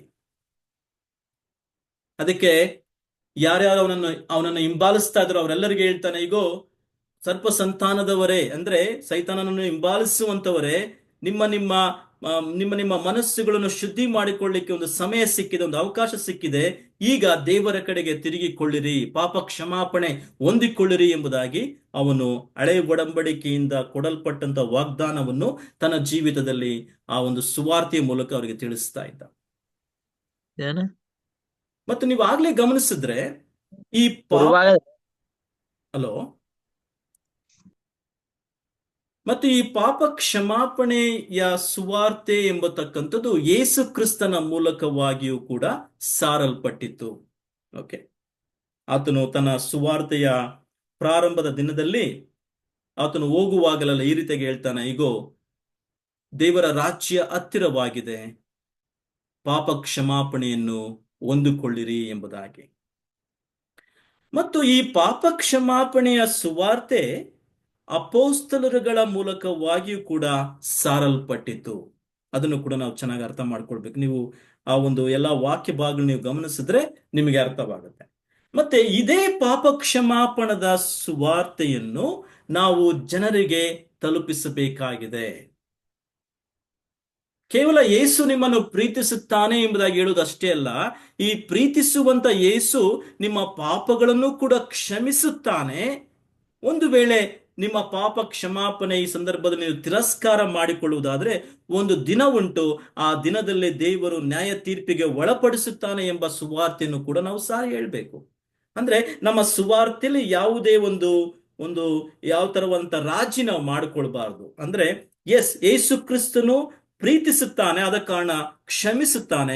ಅದೇ ಸಂದರ್ಭದಲ್ಲಿ ಈ ಪಾಪ ಕ್ಷಮಾಪಣೆಯನ್ನು ಹೊಂದಿಕೊಳ್ಳದೆ ಹೋದ್ರೆ ನ್ಯಾಯ ತೀರ್ಪಿಗೂ ಕೂಡ ಒಳಗಾಗುತ್ತೇವೆ ಎಂಬ ಸುವಾರ್ತೆಯನ್ನು ನಾವು ಜನರಿಗೆ ತಿಳಿಸಬೇಕಾಗಿದೆ. ಸೊ ಇದನ್ನು ಪೌಲ ಇಲ್ಲಿ ಸ್ಪಷ್ಟಪಡಿಸ್ತಾ ಇದ್ದಾನೆ. ನಮ್ಮ ಅಪರಾಧಗಳು, ಪಾಪ ಕ್ಷಮಾಪಣೆ ನಮಗೆ ಪರಿಹಾರವಾಗುವುದಕ್ಕೋಸ್ಕರವಾಗಿ ಯೇಸು ಕ್ರಿಸ್ತನು ತನ್ನ ಸ್ವರತ್ವವನ್ನು ಸುರಿಸುವ ಮೂಲಕವಾಗಿ ನಮಗೆ ಬಿಡುಗಡೆಯನ್ನು ಉಂಟು ಮಾಡಿದ್ದಾನೆ. ನೀವು ಮತ್ತೆ ಎಫೆಸದವರ ಪತ್ರಿಕೆಗೆ ಬಂದ್ರೆ ಈ ಸಂಗತಿ ನಮಗಿನ್ನೂ ಸ್ಪಷ್ಟವಾಗುತ್ತೆ. 8ನೇ ವಚನದಿಂದ ನಾವು ಓದ್ಕೊಂಡು ಹೋದ್ರೆ ಈಗ ನಮಗೆ ಉದ್ದೇಶವನ್ನು ಪೌಲ ತಿಳಿಸ್ತಾ ಇದ್ದಾನೆ. ಯಾತಕ್ಕೋಸ್ಕರ ದೇವರು ಈ ಕಾರ್ಯವನ್ನು ಮಾಡಿದ್ದಾನೆ ಎಂಬ ಉದ್ದೇಶವನ್ನು ನಮಗೆ ತಿಳಿಸ್ತಾ ಇದ್ದಾನೆ. ನೋಡಿ, 8ನೇ ವಚನ ನಾನು ಓದ್ತೇನೆ. ಆತನು ರಹಸ್ಯವಾದ ತನ್ನ ಸಂಕಲ್ಪವನ್ನು ನಮಗೆ ತಿಳಿಯಪಡಿಸುವುದರ ಮೂಲಕ ವಿಶೇಷವಾದ ಜ್ಞಾನವನ್ನು, ಬುದ್ಧಿಯನ್ನು ಕೊಟ್ಟು ಆ ಕೃಪೆಯನ್ನು ಇನ್ನೂ ಹೆಚ್ಚಾಗಿ ನಮಗೆ ತೋರಿಸಿದ್ದಾನೆ. ಅಂದ್ರೆ ತಂದೆಯ ಮೂಲಕವಾಗಿ ನಡೆದಂತ ಕಾರ್ಯ, ಯೇಸು ಕ್ರಿಸ್ತನ ಮೂಲಕವಾಗಿ ನಡೆದಂತ ಕಾರ್ಯ, ಪವಿತ್ರಾತ್ಮನ ಮೂಲಕವಾಗಿ ನಡೆದಂತ ಈ ರಕ್ಷಣಾ ಕಾರ್ಯವನ್ನು ತನ್ನ ಕೃಪೆಯ ಮೂಲಕವಾಗಿ ನಾವು ಅರ್ಥ ಮಾಡಿಕೊಳ್ಳುವಂತೆ ನಮಗೆ ವಿಶೇಷವಾದಂತ ಜ್ಞಾನವನ್ನು ಕೊಟ್ಟಿದ್ದಾನೆ, ತನ್ನ ಕೃಪೆಯ ಶ್ರೇಷ್ಠತೆಯನ್ನು ನಮಗೆ ತೋರಿಸಿದ್ದಾನೆ ಎಂಬುದಾಗಿ ಪೌಲ ಇಲ್ಲಿ ನಮಗೆ ತಿಳಿಸ್ತಾ ಇದ್ದಾನೆ. ಸೊ ಕೃಪೆಯ ಶ್ರೇಷ್ಠತೆ ನಿಜವಾಗಿ ಅರ್ಥ ಮಾಡ್ಕೊಳ್ಬೇಕಾದ್ರೆ ನಮ್ಮ ರಕ್ಷಣೆಯ ಜೀವಿತವನ್ನು ನಾವು ಗಮನಿಸಬೇಕಾಗಿದೆ. ನಾವು ಹಿಂದೆ ಏನಾಗಿದ್ದೆವು, ಈಗ ಕ್ರಿಸ್ತನ ಬಳಿಗೆ ಬರುವುದರ ಮೂಲಕವಾಗಿ ಏನಾಗಿದ್ದೇವೆ ಎಂಬುದು ನಮಗೆ ಸ್ಪಷ್ಟವಾಗಬೇಕು. ಈಗ ನೋಡಿ 10ನೇ ವಚನ ಇನ್ನೊಂದು ಉದ್ದೇಶ ತಿಳಿಸ್ತಾ ಇದ್ದಾನೆ. ಆತನು ಕಾಲವು ಪರಿಪೂರ್ಣವಾದಾಗ ನಿರ್ವಹಿಸಬೇಕಾದಂತ ಒಂದು ಕೃಪೆಯುಳ್ಳ ಸಂಕಲ್ಪವನ್ನು ಆತನು ಕ್ರಿಸ್ತನಲ್ಲಿ ಮೊದಲೇ ನಿಷ್ಕರ್ಷೆ ಮಾಡಿದ್ದನು. ಯಾವುದದು ಕೃಪೆಯುಳ್ಳ ಸಂಕಲ್ಪ? ರಕ್ಷಣೆ ಎಂಬತಕ್ಕಂತ ಕೃಪೆಯುಳ್ಳ ಸಂಕಲ್ಪ. ಇದು ಬಹಳ ಸ್ಪಷ್ಟವಾಗಬೇಕು ನಮಗೆ. ದೇವರು ಮೊದಲೇ ಗೊತ್ತು ಮಾಡಿದ್ದ, ಇಡೀ ಲೋಕಕ್ಕೆ ತನ್ನ ಮಗನಾದಂತ ಯೇಸು ಕ್ರಿಸ್ತನ ಮೂಲಕವಾಗಿ ರಕ್ಷಣೆ ಆಗ್ಬೇಕಾಗಿದೆ, ಪಾಪ ಕ್ಷಮಾಪಣೆ ಆಗ್ಬೇಕಾಗಿದೆ, ವಿಮೋಚನೆ ಆಗ್ಬೇಕಾಗಿದೆ, ಜನರು ಪುತ್ರ ಸ್ವೀಕಾರ ಹೊಂದಿಕೊಳ್ಬೇಕಾಗಿದೆ, ಜನರು ತನ್ನಗೋಸ್ಕರವಾಗಿ ಆರಿಸಲ್ಪಡಬೇಕಾಗಿದೆ. ಇದು ಸಾಧ್ಯವಾಗಬೇಕಾದ್ರೆ ದೇವರು ಹೇಳ್ತದಾನೆ, ಭೂಪರಲೋಕಗಳಲ್ಲಿರುವವರು ಸಮಸ್ತವನ್ನು ಕ್ರಿಸ್ತನಲ್ಲಿ ಆತನು ಒಂದಾಗಿ ಕೂಡಿಸಬೇಕೆಂಬುದೇ ದೇವರ ಒಂದು ನಿಷ್ಕರ್ಷೆಯಾಗಿತ್ತು. ಓಕೆ, ಸೊ ಈಗ ಇದನ್ನೆಲ್ಲವನ್ನು ತಿಳಿಸ್ತಾ ಪೌಲ ದೇವರಿಗೆ ಸ್ತುತಿ ಮಾಡ್ತಾ ಇದ್ದಾನೆ. 9ನೇ ವಚನದಿಂದ 12ನೇ ವಚನದವರೆಗೂ ನೀವು ಗಮನಿಸಿದ್ರೆ ದೇವರನ್ನು ಕೊಂಡಾಡ್ತಾ ಇದ್ದಾನೆ. ಇಂಥ ಅದ್ಭುತವಾದಂತ ರಕ್ಷಣಾ ಕಾರ್ಯವನ್ನು ದೇವರೇ ನೀನು ನಮ್ಮ ಜೀವಿತದಲ್ಲಿ ಮಾಡಿದ್ದೀಲ್ಲ ಎಂಬುದಾಗಿ ದೇವರನ್ನು ಕೊಂಡಾಡ್ತಾ ತಿಳಿಸ್ತಾನೆ. ಮತ್ತೆ 11ರಿಂದ 14ನೇ ವಚನಕ್ಕೆ ನೀವು ಬರುವಾಗ, ಅಥವಾ 13ರಿಂದ 14ನೇ ವಚನಕ್ಕೆ ಬರುವಾಗ, ಪವಿತ್ರಾತ್ಮನು ಕೂಡ ಈ ರಕ್ಷಣಾ ಕಾರ್ಯದಲ್ಲಿ ಎಷ್ಟು ಅದ್ಭುತವಾಗಿ ಕಾರ್ಯ ಮಾಡಿದ್ದಾನೆ ಎಂಬುದನ್ನು ಕೂಡ ಇಲ್ಲಿ ನಮಗೆ ತೋರಿಸ್ತಾ ಇದ್ದಾನೆ. ನೋಡಿ ಅಲ್ಲಿ 11ನೇ ವಚನದ ಹೇಳ್ತೇನೆ, ಇದಲ್ಲದೆ ಆತನಲ್ಲಿ ನಾವು ದೇವರ ಸ್ವಕೀಯ ಪ್ರಜೆಯಾದೆವು, ಬರಬೇಕಾದ ಕ್ರಿಸ್ತನನ್ನು ಎದುರು ನೋಡುತ್ತಿದ್ದ, ಅಂದ್ರೆ ಯಹೂದ್ಯರ ಬಗ್ಗೆ ಮಾತನಾಡ್ತಾನೆ ಪೌಲ ಇಲ್ಲಿ. ಬರಬೇಕಾದ ಕ್ರಿಸ್ತನನ್ನು ಎದುರು ನೋಡುತ್ತಿದ್ದ ನಾವು ತನ್ನ ಮಹಿಮೆಯನ್ನು ಪ್ರಖ್ಯಾತಿಪಡಿಸಬೇಕೆಂದು ಸಮಸ್ತ ಕಾರ್ಯಗಳನ್ನು ತನ್ನ ಇಷ್ಟದಂತೆ ನಡೆಸುವ ದೇವರು ತನ್ನ ಸಂಕಲ್ಪದ ಮೇರೆಗೆ ನಮ್ಮನ್ನು ಆದಿಯಲ್ಲಿಯೇ ಆರಿಸಿಕೊಂಡನು ಎಂಬುದಾಗಿ ಹೇಳ್ತಾನೆ. ಹಾಗೆ ಹೇಳ್ತಾ ನಿಮ್ಮ ರಕ್ಷಣೆಯ ವಿಷಯ, ಅಂದ್ರೆ ಇಲ್ಲಿ ಅನ್ಯ ಜನರಿಗೆ ವಿಷಯವಾಗಿ ಬರ್ತಾನೆ. ಇಲ್ಲಿ ಪೌಲ ಸ್ಪಷ್ಟಪಡಿಸ್ತಾನೆ. ಮೊದಲನೇದಾಗಿ ಯಹೂದ್ಯರ ವಿಷಯವಾಗಿ ಹೇಳಿದ್ದು ಅಷ್ಟೇ ಅಲ್ಲ, ಅನ್ಯ ಜನರ ವಿಷಯವಾಗಿ ಕೂಡ ಹೇಳ್ತಾರ. 13ನೇ ವಚನ, ನಿಮ್ಮ ರಕ್ಷಣೆಯ ವಿಷಯವಾದ ಸುವಾರ್ತೆ ಎಂಬ ಸತ್ಯ ವಾಕ್ಯವನ್ನು ನೀವು ಕೇಳಿ ಕ್ರಿಸ್ತನಲ್ಲಿ ನಂಬಿಕೆ ಇಟ್ಟರಾದಂತ ನೀವು ಸಹ ವಾಗ್ದಾನ ಮಾಡಲ್ಪಟ್ಟಂತ ಪವಿತ್ರಾತ್ಮನೆಂಬ ಮುದ್ರೆಯನ್ನು ಹೊಂದಿದ್ದೀರಿ. ಈಗ ನಾವು ನಮ್ಮ ಪ್ರಮುಖವಾದಂತ ಶೀರ್ಷಿಕೆಗೆ ನಾವು ಬರ್ತಾ ಇದ್ದೇವೆ. ದೇವರು ಸಕಲ ಆಶೀರ್ವಾದಗಳನ್ನು ಕೊಟ್ಟಿದ್ದಾನೆ ಎಂಬುದಾಗಿ ಪೌಲ 3ನೇ ವಚನದಲ್ಲಿ ಹೇಳಿದ ಮೇಲೆ ಆ ಸಕಲ ಆಶೀರ್ವಾದಗಳು ಯಾವುದು ಎಂಬುದಾಗಿ ತಿಳಿಸ್ತಾ ಇದ್ದಾನೆ. ಮೊದಲನೇದಾಗಿ ನಾವು ಆರಿಸಲ್ಪಟ್ಟಿದ್ದೇವೆ, ಎರಡನೇದಾಗಿ ನಾವು ಪುತ್ರ ಸ್ವೀಕಾರ ಹೊಂದಿಕೊಂಡಿದ್ದೇವೆ, ಮೂರನೇದಾಗಿ ಕ್ರಿಸ್ತನಲ್ಲಿ ನಾವು ವಿಮೋಚಿಸಲ್ಪಟ್ಟಿದ್ದೇವೆ ಆತನ ರಕ್ತದ ಮೂಲಕವಾಗಿ. ಇಲ್ಲಿ 4ನೇದಾಗಿ ಪವಿತ್ರಾತ್ಮನ ಮುದ್ರೆಯನ್ನು ಹೊಂದಿದ್ದೇವೆ. ಏನಿದು ಮುದ್ರೆ ಎಂಬುದಾಗಿ ಹೇಳುವಾಗ ಬಹಳ ಪ್ರಾಮುಖ್ಯ. ಇಲ್ಲಿ ನಾವು ಇದನ್ನ ಸ್ವಲ್ಪ ಚೆನ್ನಾಗಿ ಅರ್ಥ ಮಾಡಿಕೊಳ್ಬೇಕು. ಇಲ್ಲಿ ನೀವು ಪವಿತ್ರಾತ್ಮನ ಮುದ್ರೆಯನ್ನು ಹೊಂದಿದ್ದೀರಿ ಎಂಬುದಾಗಿ ಹೇಳುವಾಗ ಇದು ನಮಗೆ 3 ಸಂಗತಿಗಳನ್ನು ನಮಗೆ ತಿಳಿಸ್ತಾ ಇದೆ. 3 ಅಥವಾ 4 ಸಂಗತಿಗಳನ್ನು ನಮಗಿದು ತಿಳಿಸ್ತಾ ಇದೆ. ಮೊದಲದಾಗಿ ಮುದ್ರೆ ಎಂಬತಕ್ಕಂಥದ್ದು ಒಂದು ಸೆಕ್ಯೂರಿಟಿ, ಅಥವಾ ಇದು ಸಂಪೂರ್ಣವಾಗಿ ಒಬ್ಬರಿಗೆ ಸಂಬಂಧಪಟ್ಟಿದೆ ಎಂಬುದನ್ನು ಅದು ತೋರಿಸ್ಕೊಡ್ತಾ ಇದೆ. ಓಕೆ, ಯೇಸು ಕ್ರಿಸ್ತನು ಆತನು ಶಿಲುಬೆಯಲ್ಲಿ ಸತ್ತ ಮೇಲೆ ಆತನ ಒಂದು ಬಾಡಿ ಅಥವಾ ದೇಹವನ್ನು ತೆಗೆದುಕೊಂಡು ಹೋಗಿ ಊಣಲ್ಪಡುವುದಕ್ಕಿಂತ ಮುಂಚಿತವಾಗಿ ಊಣಲ್ಪಟ್ಟ ಮೇಲೆ ಆ ಒಂದು ಸಮಾಧಿಯ ಒಂದು ಬಾಗಿಲಿಗೆ ಅಲ್ಲಿರ್ತಕ್ಕಂಥ ಎಲ್ಲ ಸೈನಿಕರು ಬಂದು ಏನ್ ಮಾಡ್ತಾರೆ, ರೋಮನ್ನರ ಸೈನಿಕರು ಬಂದು ಒಂದು ಮುದ್ರೆ ಹಾಕ್ತಾರೆ. ಮುದ್ರೆ ಅಂದ್ರೆ ಇದು ಮುಗಿಯಿತು, ಇದನ್ನು ಯಾರು ಓಪನ್ ಮಾಡ್ಲಿಕ್ಕೆ ಸಾಧ್ಯವೇ ಇಲ್ಲ. ಅಂದ್ರೆ ಆ ಒಂದು ಮುದ್ರೆ, ರೋಮನ್ನರ ಮುದ್ರೆ ಎಂಬತಕ್ಕಂಥದ್ದು ಅದೇನ್ ತೋರಿಸ್ತಾ ಇತ್ತಂದ್ರೆ ಅದು ಸಂಪೂರ್ಣವಾಗಿ ಒಂದು ಆಡಳಿತಕ್ಕೆ ಒಳಪಟ್ಟಿದೆ. ಯಾರು ಇದನ್ನ ಟಚ್ ಮಾಡ್ಲಿಕ್ಕೆ ಸಾಧ್ಯವೇ ಇಲ್ಲ. ಅದು ಸೆಕ್ಯೂರಿಟಿ, ಸಂಪೂರ್ಣವಾಗಿ ಒಂದು ಸೆಕ್ಯೂರಿಟಿಗೆ ಅವರು ಒಳಪಟ್ಟಿದ್ದಾರೆ ಎಂಬುದಾಗಿ ಅದು ತೋರಿಸ್ತಾ ಇತ್ತು. ಸೊ ಇಲ್ಲಿ ಈ ಪವಿತ್ರಾತ್ಮನ ಮುದ್ರೆ ನಾವು ಹೊಂದಿದ್ದೇವೆ ಎಂಬುದಾಗಿ ಹೇಳುವಾಗ ಅರ್ಥ ಏನಂದ್ರೆ, ನಾವು ಪವಿತ್ರಾತ್ಮನಿಗೆ, ದೇವರಿಗೆ ಸಂಬಂಧಪಟ್ಟವರಾಗಿದ್ದೇವೆ. ಆ ಪಟ್ಟಿಯನ್ನು ಯಾರು ಕೂಡ ಬದಲಾಯಿಸಕ್ ಆಗೋದೇ ಇಲ್ಲ. ಆದ್ರೆ ಸೈತಾನನು ಅನೇಕ ಸಾರಿ ಏನ್ ಮಾಡ್ತಾನೆ, ನಮ್ಮ ಹಳೆಯ ಜೀವಿತದ, ಪಾಪದ ಜೀವಿತದ, ದೋಷದ ಜೀವಿತದ ಎಲ್ಲವನ್ನು ಪಟ್ಟಿಯನ್ನು ತೆಗೆದುಕೊಂಡು ಬಂದು ಅನೇಕ ಸಾರಿ ನಮ್ಮ ಮನಸ್ಸನ್ನು ಕಲುಷಿತಗೊಳಿಸ್ಲಿಕ್ಕೆ ಪ್ರಯತ್ನ ಮಾಡ್ತಾನೆ. ಆದ್ರೆ ಒಂದನ್ನು ನಾವು ಹೇಳ್ಬೇಕು, ಪವಿತ್ರಾತ್ಮನ ಮುದ್ರೆ ನಾವು ಪಡ್ಕೊಂಡಿದ್ದೇವೆ ಅಂದ್ರೆ ನಮಗೆ ಸಂಪೂರ್ಣವಾದಂತಹ ಒಂದು ಸಂರಕ್ಷಣೆ, ಸೆಕ್ಯೂರಿಟಿ ಎಂಬತಕ್ಕಂಥದ್ದು ಕೊಡಲ್ಪಟ್ಟಿದೆ. ಅದನ್ನು ಯಾರು ಬದಲಾಯಿಸ್ಲಿಕ್ಕೆ ಆಗೋದಿಲ್ಲ. ಅದಕ್ಕೆ ಕರ್ತನಾದಂತ ಯೇಸು ಕ್ರಿಸ್ತರು ಹೇಳ್ತಾನೆ, ಇಗೋ ನೀವು ನನ್ನಲ್ಲಿ ಸಂಪೂರ್ಣವಾಗಿ ಸಂರಕ್ಷಿಸಲ್ಪಟ್ಟಿದ್ದೀರಾ. ನನ್ನಲ್ಲಿ ಅಷ್ಟೇ ಅಲ್ಲ, ತಂದೆಯೂ ಕೂಡ ನಿಮ್ಮನ್ನು ಸಂರಕ್ಷಿಸಿದ್ದಾನೆ. ಯಾರು ಕೂಡ ನಿನ್ನನ್ನು ನಮ್ಮಿಂದ ಕಸಕೊಳ್ಳಲಿಕ್ಕೆ ಸಾಧ್ಯವೇ ಇಲ್ಲ ಎಂಬುದಾಗಿ ಹೇಳ್ತಾನೆ ಯೋಹಾನನ ಸುವಾರ್ತೆ 10ನೇ ಅಧ್ಯಾಯದಲ್ಲಿ. ಅಂದ್ರೆ ಆ ಒಂದು ರಕ್ಷಣೆ ಎಂಬ ಸಂರಕ್ಷಣೆ ನಮಗೆ ಕೊಡಲ್ಪಟ್ಟಿದೆ. ಇದನ್ನು ಯಾರು ಬದಲಾಯಿಸಲಿಕ್ಕೆ ಸಾಧ್ಯವೇ ಇಲ್ಲ. ಎರಡನೇದಾಗಿ, ಈ ಒಂದು ಮುದ್ರೆ ಎಂಬತಕ್ಕಂಥದ್ದು ನಮಗೆ ಏನು ಕಲಿಸ್ತದೆ ಎಂಬುದಾಗಿ ಹೇಳುವಾಗ, ಇದು ಒಂದು ಓನರ್ಶಿಪ್, ಅಂದ್ರೆ ಇದು ಆ ವ್ಯಕ್ತಿಗೆ ಮಾತ್ರ ಸಂಬಂಧಪಟ್ಟಿದ್ದು ಎಂಬುದಾಗಿ ತೋರಿಸ್ತಾ ಇದೆ.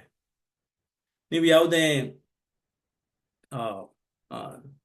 ಯಾವುದೇ ತರವಾದಂತ ಆಸ್ತಿಗಳನ್ನು ಡೀಲ್ಸ್ ಅಥವಾ ಡಾಕ್ಯುಮೆಂಟ್ಸ್ ಮಾಡುವಾಗ ಅಲ್ಲಿ ಸಂಪೂರ್ಣವಾಗಿ ಅವ್ರೇನ್ ಎಕ್ಸ್ಪೆಕ್ಟ್ ಮಾಡ್ತಾರಂದ್ರೆ ಅದು ಇಂಥ ವ್ಯಕ್ತಿಗೆ ಸಂಬಂಧಪಟ್ಟಿದ್ದು ಎಂಬುದಾಗಿ ಅಲ್ಲಿ ಒಂದು ಓನರ್ಶಿಪ್ ಬರುತ್ತೆ, ಅದೊಂದು ಮುದ್ರೆ ಬರುತ್ತೆ. ಆ ಮುದ್ರೆ ಇದ್ರೆ ಈ ಒಂದು ಆಸ್ತಿ, ಈ ಒಂದು ಇದು ಇಂಥವರಿಗೆ ಮಾತ್ರ ಸಂಬಂಧಪಟ್ಟಿದ್ದು ಎಂಬುದಾಗಿ ಅದು ತೋರಿಸ್ಕೊಡುತ್ತೆ.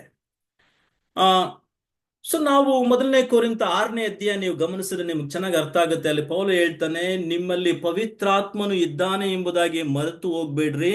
ಈ ಪವಿತ್ರಾತ್ಮನು ಏನ್ ಮಾಡಿದ್ದಾನೆ, ಯೇಸು ಕ್ರಿಸ್ತನು ರಕ್ತದಿಂದ ನೀವು ಕೊಳ್ಳಲ್ಪಟ್ಟ ಕಾರಣ, ಪವಿತ್ರಾತ್ಮನು ನಿಮ್ಮಲ್ಲಿ ಜೀವಿಸ್ತಾ ಇರುವ ಕಾರಣ ನೀವು ಆತನಿಗೆ ಸಂಬಂಧಪಟ್ಟವರು. ಸೊ ಇದು ಕೂಡ ಬದಲಾವಣೆ ಆಗ್ಲಿಕ್ಕೆ ಸಾಧ್ಯವೇ ಇಲ್ಲ. ಯಾಕಂದ್ರೆ ಪವಿತ್ರಾತ್ಮನ ಮುದ್ರೆ ನಮಗೆ ತಿಳಿಸ್ತಾ ಇದೇನೆಂದ್ರೆ, ನಾವು ದೇವರಿಗೆ ಸಂಬಂಧಪಟ್ಟವರು, ಸಂರಕ್ಷಣೆ ಹೊಂದಿಕೊಂಡಂತವ್ರು ಅಷ್ಟೇ ಅಲ್ಲ, ದೇವರಿಗೆ ಸಂಬಂಧಪಟ್ಟವರು. ಆತನು ನಮಗೆ ಆತನು ನಮ್ಮ ಮೇಲೆ ಸಂಪೂರ್ಣ ಅಧಿಕಾರವಿದೆ. ಲೋಕವು, ಅದರಲ್ಲಿರ್ತಕ್ಕಂಥ ಯಾವುದೇ ಆಗ್ಲಿ ಇದನ್ನು ಬದಲಾಯಿಸಲಿಕ್ಕೆ ಸಾಧ್ಯವೇ ಇಲ್ಲ. ಮೂರನೇದಾಗಿ, ಈ ಮುದ್ರೆ ನಮಗೆ ಏನ್ ತೋರಿಸ್ತದೆ ಎಂದು ಹೇಳುವಾಗ, ಇದು ಒಂದು ನಿಜವಾಗಿ ನಡೆದಂತ ನಿಜತ್ವವನ್ನು ನಮಗೆ ಗುರುತುಪಡಿಸ್ತಾ ಇದೆ. ಮುದ್ರೆ ಹಾಕುವಾಗ ಅದರ ಅರ್ಥ ಏನಂದ್ರೆ, ಇದು ಫೇಕ್ ಅಲ್ಲ, ಅಥವಾ ಇದರಲ್ಲಿ ಯಾವುದೇ ಸುಳ್ಳು ಮುದ್ರೆ ಅಲ್ಲ ಎಂಬುದಾಗಿ ಅಲ್ಲಿ ಸ್ಪಷ್ಟವಾಗಬೇಕು. ನೋಡಿ, ಪ್ರತಿಯೊಂದು ಪತ್ರಗಳಲ್ಲಿ ಅವರು ಮುದ್ರೆ ಹಾಕುವಾಗ ಇದು ಸುಳ್ಳಾದದ್ದೋ ಅಥವಾ ಇದು ನಿಜವಾದದ್ದೋ ಎಂಬುದಾಗಿ ಅಲ್ಲಿ ಸ್ಪಷ್ಟಪಡಿಸ್ಕೊಳ್ತಾರೆ. ಇಲ್ಲಿ ಪವಿತ್ರಾತ್ಮನ ಮುದ್ರೆ ನಮಗೆ ಹಾಕಲ್ಪಟ್ಟಿದೆ ಎಂಬುದಾಗಿ ಹೇಳುವಾಗ, ಇದು ನಿಜವಾಗಿಯೂ ದೇವರು ತಾನೇ ತನ್ನ ರಕ್ಷಣಾ ಕಾರ್ಯವನ್ನು ನಮ್ಮಲ್ಲಿ ಪ್ರಾರಂಭಿಸಿದಾತನ ಅಂದ್ರೆ, ನಾವು ಪವಿತ್ರಾತ್ಮನ ಕಾರ್ಯದ ಮೂಲಕವಾಗಿ ದೇವರ ಮಕ್ಕಳು ಎಂಬುದಾಗಿ ಕರೆಯಲ್ಪಟ್ಟಿದ್ದೇವೆ. ಆ ಮುದ್ರೆ ಇಲ್ಲಿ ಸ್ಪಷ್ಟಪಡಿಸ್ತಾ ಇದೆ, ನಾವು ದೇವರ ಮಕ್ಕಳು ಎಂಬುದಾಗಿ ಕರೆಯಲ್ಪಟ್ಟಿದ್ದೇವೆ ಎಂಬುದಾಗಿ. ಸೊ ಇದು ನಿಜತ್ವವನ್ನು ಸೂಚಿಸ್ತಾ ಇದೆ. 4ನೇದಾಗಿ, ಇದು ಇನ್ನೊಂದು ಸಂಗತಿ ನಮಗೆ ಸೂಚಿಸ್ತಾ ಇದೆ. ಏನೆಂದ್ರೆ, ವಿಮೋಚನೆಯ ದಿನಕ್ಕಾಗಿ ದೇವರು ನಮಗೋಸ್ಕರವಾಗಿ ಇಟ್ಟಿರ್ತಕ್ಕಂಥ ಬಾಧ್ಯತೆಗೆ ಸಂಚಕಾರವನ್ನು ಸೂಚಿಸ್ತಾ ಇದೆ. ನೋಡಿ, ನೀವು ಗಾಡಿ ಅಥವಾ ಯಾವುದೇ ವೆಹಿಕಲ್ ಅನ್ನು ಕೊಂಡುಕೊಳ್ಳುವುದಕ್ಕಿಂತ ಮುಂಚಿತವಾಗಿ ಒಂದು ವೇಳೆ ಸಂಪೂರ್ಣವಾದಂತ ಹಣ ಇಲ್ಲ ಅಂದ್ರೆ ಅಲ್ಲಿ ನಾವು ಏನ್ ಕೊಡ್ತೇವೆ, ಡೆಪಾಸಿಟ್ ಅನ್ನು ಕೊಡ್ತೇವೆ. ಇಷ್ಟು ಡೆಪಾಸಿಟ್ ಕೊಟ್ಬಿಟ್ಟು ಇನ್ ಮಿಕ್ಕದಂತ ಹಣವನ್ನು ಕಾಲಕ್ರಮೇಣ ನಾವು ಕಟ್ಟಿ ಮುಗಿಸಿ ಈ ಗಾಡಿ ನಮ್ಮದು ಸ್ವಂತ ಎಂಬುದಾಗಿ ನಾವು ಅಂದುಕೊಳ್ತೇವೆ. ಆದ್ರೆ ಇಲ್ಲಿ ಪವಿತ್ರಾತ್ಮನನ್ನು ನಮಗೆ ಸಂಚಕಾರವನ್ನಾಗಿ, ಡೆಪಾಸಿಟ್ ಅನ್ನಾಗಿ ಕೊಟ್ಟಂತ ದೇವರು ಒಂದು ವಿಷಯ ತಿಳಿಸ್ತಾ ಇದ್ದಾನೆ, ನಿಮಗೆ ರಕ್ಷಣೆ ಎಂಬತಕ್ಕಂಥದ್ದು ಬಾಧ್ಯತೆಯಾಗಿ ಕೊಡಲ್ಪಟ್ಟಿದೆ. ಅದು ನಿಜತ್ವದಲ್ಲಿ, ಮುಂದಿನ ಲೋಕದಲ್ಲಿ ನಿಜತ್ವದಲ್ಲಿ ನಿತ್ಯ ಜೀವ ನಿಮಗೆ ಇದೆ ಎಂಬುದನ್ನು ಸ್ಪಷ್ಟಪಡಿಸ್ತದೆ. ಅಷ್ಟೇ ಅಲ್ಲ, ಈ ರಕ್ಷಣೆ ನಿಜವಾಗಿಯೂ ನಿಮಗೆ ವಿಮೋಚನೆ ಆಗಿದೆ, ಆ ವಿಮೋಚನೆಯ ಬಾಧ್ಯತೆ ನಿಮ್ಮದೇ ಎಂಬುದನ್ನು ಆಶ್ವಾಸನೆ ಕೊಡ್ತಾ ಇದೆ. ಸೊ ಪವಿತ್ರಾತ್ಮನ ಮುದ್ರೆ ಈ ಎಲ್ಲ ಸಂಗತಿನ ನಮಗೆ ತಿಳಿಸ್ತಾ ಇದೆ. ಆ ವಚನ ಓದಿ ನಾವು ಮುಕ್ತಾಯಕ್ಕೆ ಬರ್ಲಿಕ್ಕೆ ಪ್ರಯತ್ನ ಮಾಡೋಣ. 13ನೇ ವಚನ ಅದೇನೆಂದ್ರೆ, ನಿಮ್ಮ ರಕ್ಷಣೆಯ ವಿಷಯವಾದ ಸುವಾರ್ತೆ ಎಂಬ ಸತ್ಯ ವಾಕ್ಯವನ್ನು ನೀವು ಕೇಳಿದ ಮೇಲೆ. ನೋಡಿ, ರಕ್ಷಣೆಯ ವಿಷಯವಾದಂತ ಸತ್ಯ ವಾಕ್ಯವೆಂಬ ಸುವಾರ್ತೆ ನೀವು ಕೇಳಿ ಕ್ರಿಸ್ತನಲ್ಲಿ ನಂಬಿಕೆ ಇಟ್ಟವರಾದಂತ ನೀವು ವಾಗ್ದಾನ ಮಾಡಲ್ಪಟ್ಟಂತ ಪವಿತ್ರಾತ್ಮನೆಂಬ ಮುದ್ರೆಯನ್ನು ಹೊಂದಿಕೊಂಡಿದ್ದೀರಾ. ಈ ಮುದ್ರೆ ನಿಮಗೆ ಕೊಡಲ್ಪಟ್ಟಿದೆ. ಆದ ಕಾರಣ ದೇವರು ಸಂಪಾದಿಸಿಕೊಂಡಂತ ಜನರಿಗೆ ವಿಮೋಚನೆಯಾಗಬೇಕೆಂಬುದಕ್ಕೆ ಪವಿತ್ರಾತ್ಮನು ನಮ್ಮ ಬಾಧ್ಯತೆಗೆ ಸಂಚಕಾರ ಅಥವಾ ಒಂದು ಡೆಪಾಸಿಟ್ ಆಗಿ ನಮ್ಮ ಹೃದಯಗಳಲ್ಲಿ ಕೊಡಲ್ಪಟ್ಟಿದ್ದಾನೆ. ಮತ್ತು ಈ ವಿಮೋಚನೆಯು ದೇವರ ಮಹಿಮೆಗೆ ಎಷ್ಟೋ ಪ್ರಖ್ಯಾತಿಯನ್ನು ಉಂಟು ಮಾಡುತ್ತದೆ. ಸೊ ಪವಿತ್ರಾತ್ಮನ ಮುದ್ರೆಯು ಕೂಡ ನಮಗೆ ದೇವರು ಕೊಟ್ಟಂತ ಒಂದು ಸಕಲ ಆಶೀರ್ವಾದಗಳಲ್ಲಿ ಒಂದು ಪ್ರಮುಖವಾದಂತ ಆಶೀರ್ವಾದವಾಗಿದೆ ಎಂಬುದಾಗಿ ನಾನು ತಿಳಿಸ್ಲಿಕ್ಕೆ ಇಷ್ಟಪಡ್ತೇನೆ. ಕೆಲವು ನಿಮಿಷಗಳಲ್ಲಿ ನಾವು ಮುಕ್ತಾಯಕ್ಕೆ ಬರ್ತಾ ಇದ್ದೇವೆ. ಈ ಮೊದಲ 14 ವಚನಗಳಲ್ಲಿ ನಾವು ಕಲಿತಂತ, ಅಥವಾ 3ನೇ ವಚನದಿಂದ 14ನೇ ವಚನದವರೆಗೆ ನಾವು ಕಲಿತಂತ ಈ ಮೊದಲನೇ ಶೀರ್ಷಿಕೆಯ ದೇವರ ಸಕಲ ಆಶೀರ್ವಾದಗಳ ಒಂದು ಒಂದು ಪ್ರಾಮುಖ್ಯತೆ ಏನು ಎಂಬುದನ್ನು 2-3 ವಿಷಯಗಳನ್ನು ನಾನು ಮುಗಿಸ್ಲಿಕ್ಕೆ ನಾನು ಇಷ್ಟಪಡುತ್ತೇನೆ. ಮೊದಲನೇದಾಗಿ ನೀವು ಅರ್ಥ ಮಾಡ್ಕೊಳ್ಬೇಕು, ಈ ಇಡೀ 14 ವಚನಗಳು ಆದಿ ಸಭೆಯಲ್ಲಿ, ಅಂದ್ರೆ ಈ ವಾಕ್ಯ ಭಾಗ ಇದೆಯಲ್ಲ 3ನೇ ವಚನದಿಂದ 14ನೇ ವಚನದವರೆಗೂ ಆದಿ ಸಭೆಯಲ್ಲಿ ಇದನ್ನ ಒಂದು ಸಂಗೀತ ಕೀರ್ತನೆಯನ್ನಾಗಿ ಉಪಯೋಗ ಮಾಡ್ತಾ ಇದ್ರು. ಅಂದ್ರೆ ಪ್ರತಿ ಸಾರಿ ಅವರು ಸಭೆಯಾಗಿ ಕೂಡಿ ಬರುವಾಗ ಒಂದು ಸಂಗೀತ ಕೀರ್ತನೆಯನ್ನಾಗಿ ಇದನ್ನ ಹಾಡುತ್ತಾ ದೇವರ ಕೃಪೆಯನ್ನು ನೆನೆಸುತ್ತಾ ದೇವರಿಗೆ ಮಹಿಮೆ ಪಡಿಸುವಂತ ಒಂದು ಹಾಡನ್ನಾಗಿ ಅಥವಾ ಗೀತೆಯನ್ನಾಗಿ ಇದನ್ನು ಅವರು ಉಪಯೋಗಿಸ್ತಾ ಇದ್ರು. ಅದು ಒಂದು ಅದ್ಭುತವಾದಂತ ಸಂಗತಿಯು ಕೂಡ. ಯಾಕಂದ್ರೆ ಈ ಒಂದು ಇಡೀ ವಾಕ್ಯ ಭಾಗ ದೇವರ ಮಹಾರಕ್ಷಣೆಯನ್ನು ಕುರಿತು, ನಮ್ಮ ಜೀವಿತದಲ್ಲಿ ದೇವರು ಮಾಡಿರ್ತಕ್ಕಂಥ ಮಹಾರಕ್ಷಣೆಯನ್ನು ಕುರಿತು ಮಾತನಾಡ್ತಾ ಇದೆ. ಎರಡನೇದಾಗಿ, ನೀವು ಗ್ರೀಕ್ ಬೈಬಲ್ ಅನ್ನು ಓದುವಾಗ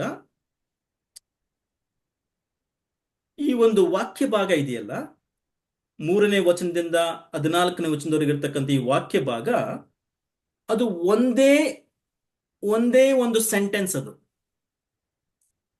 3ನೇ ವಚನದಲ್ಲಿ ಏನು ಪ್ರಾರಂಭವಾಗುತ್ತೋ 14ನೇ ವಚನದವರೆಗೂ ನೀವು ಇದನ್ನ ಒಂದೇ ಸೆಂಟೆನ್ಸ್ ಆಗಿ, ಒಂದೇ ವ್ಯಾಖ್ಯಾನವನ್ನಾಗಿ ನೀವು ನೋಡ್ತೀರಾ. ಮಧ್ಯದಲ್ಲಿ ಅಲ್ಲಲ್ಲಿ ಕಾಮಗಳು ಮಾತ್ರ ನೀವು ಗಮನಿಸ್ತೀರಾ. ಅರ್ಥ ಏನಂದ್ರೆ, ಈ ಒಂದು ಸೆಂಟೆನ್ಸ್ ಅಲ್ಲಿ ದೇವರು ನಮ್ಮ ರಕ್ಷಣೆಗೋಸ್ಕರ ಏನು ಮಾಡಿ ಮುಗಿಸಿದ್ದಾನೆ ಎಂಬುದನ್ನು ಪೌಲ ಇಲ್ಲಿ ನಮಗೆ ತಿಳಿಸ್ತಾ ಇದ್ದಾನೆ. ಬಹಳ ಅದ್ಭುತವಾದಂತ ವಾಕ್ಯ ಭಾಗ ಇದು. ಮೂರನೇದಾಗಿ ನೀವು ಗಮನಿಸಬೇಕು, ಈ ವಾಕ್ಯ ಭಾಗದಲ್ಲಿ, ಈ 14 ವಚನಗಳ ವಾಕ್ಯ ಭಾಗದಲ್ಲಿ ಪೌಲ ನಮಗೆ ಇನ್ನೊಂದು ತಿಳಿಸ್ತಾ ಇದ್ದಾನೆ. ಏನಂದ್ರೆ, ತ್ರಯೇಕ ದೇವರ, ಅಂದ್ರೆ ನಮ್ಮ ರಕ್ಷಣೆಯಲ್ಲಿ ತ್ರಯೇಕ ದೇವರ ಕಾರ್ಯ ಏನು ಎಂಬುದನ್ನು ತೋರಿಸ್ಕೊಡ್ತಾ ಇದ್ದಾನೆ. ವಿಶ್ವಾಸಿಗಳಾದಂತ ನಾವು ಇದನ್ನು ಚೆನ್ನಾಗಿ ಅರ್ಥ ಮಾಡ್ಕೊಳ್ಬೇಕು. ನಾವು ನಂಬಿರ್ತಕ್ಕಂಥದ್ದು ಒಬ್ಬನೇ ದೇವರು. ಈ ಒಬ್ಬನೇ ದೇವರು ತ್ರಯೇಕ ದೇವರು. ಈ ತ್ರಯೇಕ ದೇವರು 3 ವ್ಯಕ್ತಿಗಳಾಗಿ ನಮ್ಮ ರಕ್ಷಣೆಗೋಸ್ಕರವಾಗಿ ಕಾರ್ಯ ಮಾಡಿದ್ದಾರೆ ಎಂಬುದನ್ನು ನಾವು ಅರ್ಥ ಮಾಡಿಕೊಳ್ಬೇಕು. ತ್ರಯೇಕ ಎಂಬ ಪದ ಬೈಬಲ್ನಲ್ಲಿ ಇಲ್ಲದೆ ಇದ್ರೂ ಕೂಡ ಅದರ ಒಂದು ವಿಷಯವಾದಂತ ಸಂಗತಿ ಬಹಳ ಸ್ಪಷ್ಟವಾಗಿದೆ ನಮಗೆ. ಸೃಷ್ಟಿಯಲ್ಲಿ ತ್ರಯೇಕ ದೇವರು ನೀವು ನೋಡ್ತೀರಾ.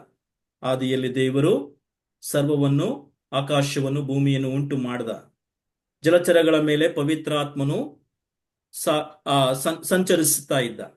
ಮತ್ತೆ ಯೋಹಾನನ ಸುವಾರ್ತೆ 1ನೇ ಅಧ್ಯಾಯ 3ನೇ ವಚನಕ್ಕೆ ಬರುವಾಗ, ಆತನಿಲ್ಲದೆ ಒಂದು ಉಂಟಾಗಲಿಲ್ಲ. ಆದಿಯಲ್ಲಿ ವಾಕ್ಯವಿತ್ತು, ವಾಕ್ಯವು ದೇವರ ಬಳಿಯಲ್ಲಿತ್ತು, ಆ ವಾಕ್ಯವೇ ದೇವರಾಗಿತ್ತು. ಅಂದ್ರೆ ಆ ವಾಕ್ಯವೆಂಬ ಆತನಂತ ಯೇಸು ಕ್ರಿಸ್ತನು, ಆತನಿಲ್ಲದೆ ಯಾವುದೂ ಉಂಟಾಗಲಿಲ್ಲ ಎಂಬುದಾಗಿ ಹೇಳುವಾಗ ಯೇಸು ಕ್ರಿಸ್ತನು ಕೂಡ ಸೃಷ್ಟಿಯ ಸಂದರ್ಭದಲ್ಲಿ ಇದ್ದನು.